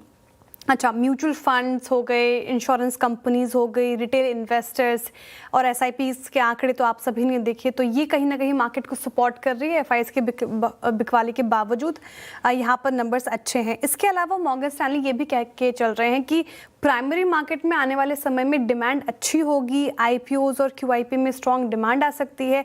साथ ही कंपनीज जो है वो बाई बैक भी अनाउंस कर सकती है, वहाँ पर भी बढ़ोतरी देखने को मिल सकती है। इसके अलावा एक और पॉजिटिव ट्रिगर जो है भारतीय बाजार के लिए वो ये है कि प्रमोटर्स अब अपनी हिस्सेदारी अपनी कंपनियों में बढ़ा सकते हैं, जो ओवरऑल कहीं ना कहीं कॉन्फिडेंस को बूस्ट करेगा, सेंटिमेंट अच्छा करेगा मार्केट का। और इंस्टीट्यूशंस फाइनेंशियल स्पेस को लेकर काफ़ी बुलिश है, वहाँ पर ओवरवेट हैं, बैंक्स और एनबीएफसीज को लेकर काफ़ी पॉजिटिव नज़रिया है उनका। साथ ही एक स्पेस मटेरियल को उन्होंने अवॉइड करने को कहा है, जैसे कि सीमेंट हो गया, कमोडिटीज़, यहाँ पर थोड़ा अभी अवॉइड का नज़रिया। लेकिन ओवरऑल अगर आप बात करें तो एफआईएस की भारी बिकवाली के बाद भी भारतीय बाजार स्टेबल रहे हैं। सर, इंटरेस्टिंग फैक्ट है ये इनफैक्ट, और लगातार हम चर्चा करते आए हुए हैं, लगातार हम देखते हैं sir month on month basis SIPs के जो आंकड़े आते हैं, तो अब भी क्या मार्केट को आने वाले समय में भी डोमेस्टिक इन्वेस्टर से पुश करेंगे? देखिए, मार्केट स्टेबल रहे हैं लेकिन अंडर परफॉर्मिंग भी रहे हैं। आई थिंक ये कहीं ना कहीं छुपा कर कुछ नहीं होगा श्रेया। देखिए, मेरा मानना ये है, मैं हमेशा एक चीज़ कहता हूँ कि हमें अगर हमारे अंदर कोई कमियां हैं तो उन्हें बताना ज़रूरी है। हमारी मार्केट नहीं चली है, हमारी मार्केट ने अंडर परफॉर्म करा है। एफआईएस को कोरिया जैसी मार्केट में, चीन जैसी मार्केट में, उनकी खुद की मार्केट अमेरिका में हमारे मुकाबले कहीं ज़्यादा रिटर्न बना है, ठीक है ना। और ये कहीं ना कहीं हमें ज़रूरत है एफआई फ्लोज़ की। अच्छी बात है कि रिटेल फ्लो है, अच्छी बात है कि डीआई फ्लो है, लेकिन दोनों भी तो हो सकते हैं। ज़रूरी थोड़ा है कि एक के एक्सपेंस पे दूसरा है। तो एफआईएस ने हमारी मार्केट को तब संभाला था जब हमारी मार्केट को सबसे ज़्यादा ज़रूरत थी, ठीक है। तो ऐसे में मुझे लग रहा है कि उनके पैसे की हमें अभी भी ज़रूरत है, और बिल्कुल एसआईपी इन्फ्लोज इंटैक्ट है, सब कुछ है। लेकिन ध्यान रहे, इस एसआईपी इन्वेस्टर को ऑलमोस्ट 2 साल हो गए हैं, उसका पैसा बनना बंद हो गया है। 2 साल से एसआईपी इन्वेस्टर का पैसा नहीं बन रहा है, ये फैक्ट है। तो थोड़ा सा इस समय कहीं ना कहीं एक ज़रूरत है, क्योंकि देखिए जब एफआई का पैसा आता है ना, तो मार्केट में फिर कुछ और करने की ज़रूरत नहीं होती, फिर वो ऐसी मीठी वाली रैली आती है। सच बता रहा हूँ मैं, मतलब और इससे बेहतर क्या हो सकता है कि पिछले 2 साल पूरे जिसमें अंडर परफॉर्मेंस रही, जिसमें पूरी एफआईएस ने सेलिंग की और हमने पूरी की पूरी अपनी खुद इन्वेस्टमेंट कर ली, अच्छी बात है। अब ऐसा कुछ कर दो कि एफआईएस इस लेवल पर आए और यहाँ से 24,000 से 30,000 एफआई ले जाए निफ्टी को। अगर ऐसा हो जाए तो सोचिए, हमारे इन्वेस्टर्स ने तो पूरा खरीद लिया 22,000 की निफ्टी के लेवल पर, और उनको मिल जाए 30,000 की निफ्टी वाले स्टॉक्स, तो मज़ा आ जाए, है ना। तो ऐसा कुछ करने की ज़रूरत है। अब वो तो बेच चुके हैं अपना जितना बेचना था उनको, काफ़ी तो बेच चुके हैं, अभी भी खैर उनकी बड़ी हिस्सेदारी है, लेकिन कुछ ना कुछ मुझे लग रहा है कि करना चाहिए ऐसा, जिससे कि वो वापस अट्रैक्टेड हो इस मार्केट की तरफ, तो अच्छा रहेगा मेरे ख्याल से। चलिए एक काम करते हैं, 1-2 आखिरी चार्ट चेक ले लेते हैं क्लोज होने से पहले। और क्लियरली आज का मेरे लिए इंडेक्स में जो सबसे स्ट्रॉन्ग पार्टिसिपेशन रहा वो था रिलायंस का, और अब 3% ऊपर, सभी शॉर्ट वालों के स्टॉप लॉस काट कर ऊपर बंद होता हुआ स्टॉक, और 1366 पर ये बंद हो रहा है। मानस जी, अगर किसी ने लॉन्ग लिया हो आज सुबह, खासतौर से अगर एकदम फ्लैट मिला तब लॉन्ग लिया हो, जो लॉजिकल ट्रेड थी, तो क्या कैरी किया जाए? तो देखिए, कैरी करना है तो, और डिस्क्लोजर ये है कि हमने अपने क्लाइंट्स को भी रिकमेंडेशन लॉन्ग साइड पे दिया हुआ है रिलायंस पे। उसका रीजन ये है कि एक अगर आप देखें तो एक हायर बॉटम बना है, स्टॉक ने 10-20 मूविंग एवरेज को रिगेन किया है। नेक्स्ट टारगेट 200 मूविंग एवरेज जो कि 1420 है वो हो सकता है, तो एक पोजीशन ट्रेड लेंगे, करंट लेवल्स पे खरीदारी करेंगे और 1330 के नीचे स्टॉप लॉस लगा लेंगे। ओके, रिलायंस याद रखिएगा, एक कंस्ट्रक्टिव व्यू दिया गया है, बट इस चैनल का स्वामित्व प्रबंधन रिलायंस इंडस्ट्रीज के हाथ में है। एक निजी राय जरूर रखिएगा। टुवर्ड्स क्लोज मेरे स्क्रीन पर एक बार जरा प्लीज़ आप हिंद यूनिवर लेके आइएगा, और हिंद यूनिवर, हुंडई, ये कुछ 1-2 स्टॉक्स ऐसे हैं जो कि अच्छा मोमेंटम जनरेट कर रहे हैं, डे लो की तरफ प्रोसीड करता हुआ। शॉर्ट जरा प्लीज़ लिखाइए, हिंद यूनिलीवर का OI भी रखिएगा, और कोलगेट, दोनों स्टॉक्स जो हैं वो अपने साथ सब्सटेंशियल शॉर्ट कैरी करते हुए। हालांकि याद रखिएगा, जो कोलगेट था ना वो एक बड़ा एवरेज टेस्ट कर रहा था, तो इसमें लाजमी है कि बड़े एवरेज के आसपास जो है वो थोड़ी बहुत शॉर्टिंग होगी, ये देखिए। और हुंडई अपसाइड भी लेके आइएगा, हुंडई ने अपसाइड में आज 20 डेमा को रीगेन किया रिवर्सल में, तो ये कुछ स्टॉक्स जो कि टिक बाय टिक चार्ट्स में टुवर्ड्स एंड मुझे नजर आए। खैर चलते हैं अनुज के पास इस क्लोजिंग को देखने का। अनुज, ओवर टू यू। ओके, फिर बिल्कुल अब क्लोज की तरफ बढ़ रहे हैं हम और करीब पौने 2 मिनट बाकी हैं। निफ्टी में अच्छी रैली रही, करीब करीब 200 पॉइंट की, ऑलमोस्ट 1% ही हो गया। निफ्टी बैंक आज कम चला, 0.1% चला। निफ्टी आईटी अच्छा चला, करीब करीब 2.25% की अच्छी रैली आई यहाँ पर। मिड कैप 1.5% भागा और स्मॉल कैप 2% भागा, तो अच्छे मूव रहे आज ब्रॉडर मार्केट में। एक बार फिर से एडवांस डिक्लाइन अच्छा था, पूरे दिन ऑलमोस्ट 4:1 का रहा। टुवर्ड्स एंड थोड़ी प्रॉफिट बुकिंग हो गई, तो फिर भी 3:1 का तो रहा ही, तो अच्छा एडवांस डिक्लाइन माना जाएगा ये। सेक्टोरल गेनर्स पर आते हैं और देखिए इसमें सबसे ऊपर था रियल्टी, आज अच्छे मूव्स आए। फार्मा, सन फार्मा की अगुवाई में 2.5% ऊपर था। आईटी में अच्छे मूव थे, करीब करीब 2.2% के। मेटल्स अच्छा चला आज, ऑयल एंड गैस, इसको रिलायंस ने लीड किया ऑब्वियसली। और इसके अलावा निफ्टी ऑटो, यहाँ पर भी अच्छी रैली थी, करीब करीब 1.5% के करीब चला ये इंडेक्स। आज लूजर्स नहीं थे, तो एक काम करते हैं, सीधा निफ्टी गेनर से शुरुआत करेंगे। और निफ्टी गेनर्स में सबसे ऊपर आपको दिखाई देगा क्लियरली सन फार्मा। आज का lock stock and barrel stock of the day 7% के करीब सन फार्मा चला, लेकिन इंडेक्स पर सबसे ज़्यादा मजबूती का सबब बना रिलायंस इंडस्ट्रीज़। इनफैक्ट अगर आप रिलायंस और जियो को ऐड कर दें तो क्लियरली आज जो मार्केट में बड़ी तेज़ी आई उसका एक बहुत बड़ा फैक्टर रिलायंस ग्रुप था, तो यहाँ पर अच्छी तेज़ी। विप्रो, अदानी पोर्ट्स और टेक महिंद्रा, यहाँ पर भी अच्छी रैली आपको देखने को मिली। अब आते हैं आज के लूजर्स पर। निफ्टी के लूजर्स में श्रीराम फाइनेंस सबसे ऊपर था, 0.4%। एक्सिस बैंक में गिरावट आई, करीब करीब 3-3.25% गिरा। BEL यानी कि Bharat electronics, Tata consumer, Trent लगातार गिर रहा है, 1% आज भी ट्रेंट नीचे था। और ICICI बैंक, यहाँ पर भी आज आपको थोड़ी सी गिरावट देखने को मिली। तो ये था कुल मिलाकर अब तक का सबसे बड़ा लेखा जोखा। कुछ ही देर में वो डॉक्टर रेड्डीज़ का बड़ा इंटरव्यू प्ले होगा, उसके लिए हमारे साथ रहिएगा। सॉरी, सन फार्मा का सॉरी मेरी गलती होगी, मैं डॉक्टर रेड्डीज़ बोल दिया क्या? हाँ, सन फार्मा का वो बड़ा इंटरव्यू थोड़ी देर में प्ले होगा। लेकिन मार्केट के लिए वीरू श्रेया आज एक अच्छा दिन। जी हाँ, थोड़ा सा नशा है दवा का, है ना अनुज, लेकिन ये नशा काम आता है कभी कभार, है ना। आज बाजार के काम आया, सन फार्मा ने मुंह ठीक किया, सोमवार बेहद शानदार रहा और एक अच्छा रिवर्सल निफ्टी बैंक में, लेकिन निफ्टी का संघर्ष रहा। खैर, बाकी सारे समीकरण, फैक्ट्स, फिगर्स, अप्रोच, ये सब लेकर कल सुबह हम जुड़ेंगे मॉर्निंग कॉल और मुनाफे की तैयारी में। याद रखिएगा, कल इस सीरीज़ की, अप्रैल सीरीज़ की एक्सपायरी है। क्रिटिकल दिन, मुलाकात होगी सुबह। नमस्कार।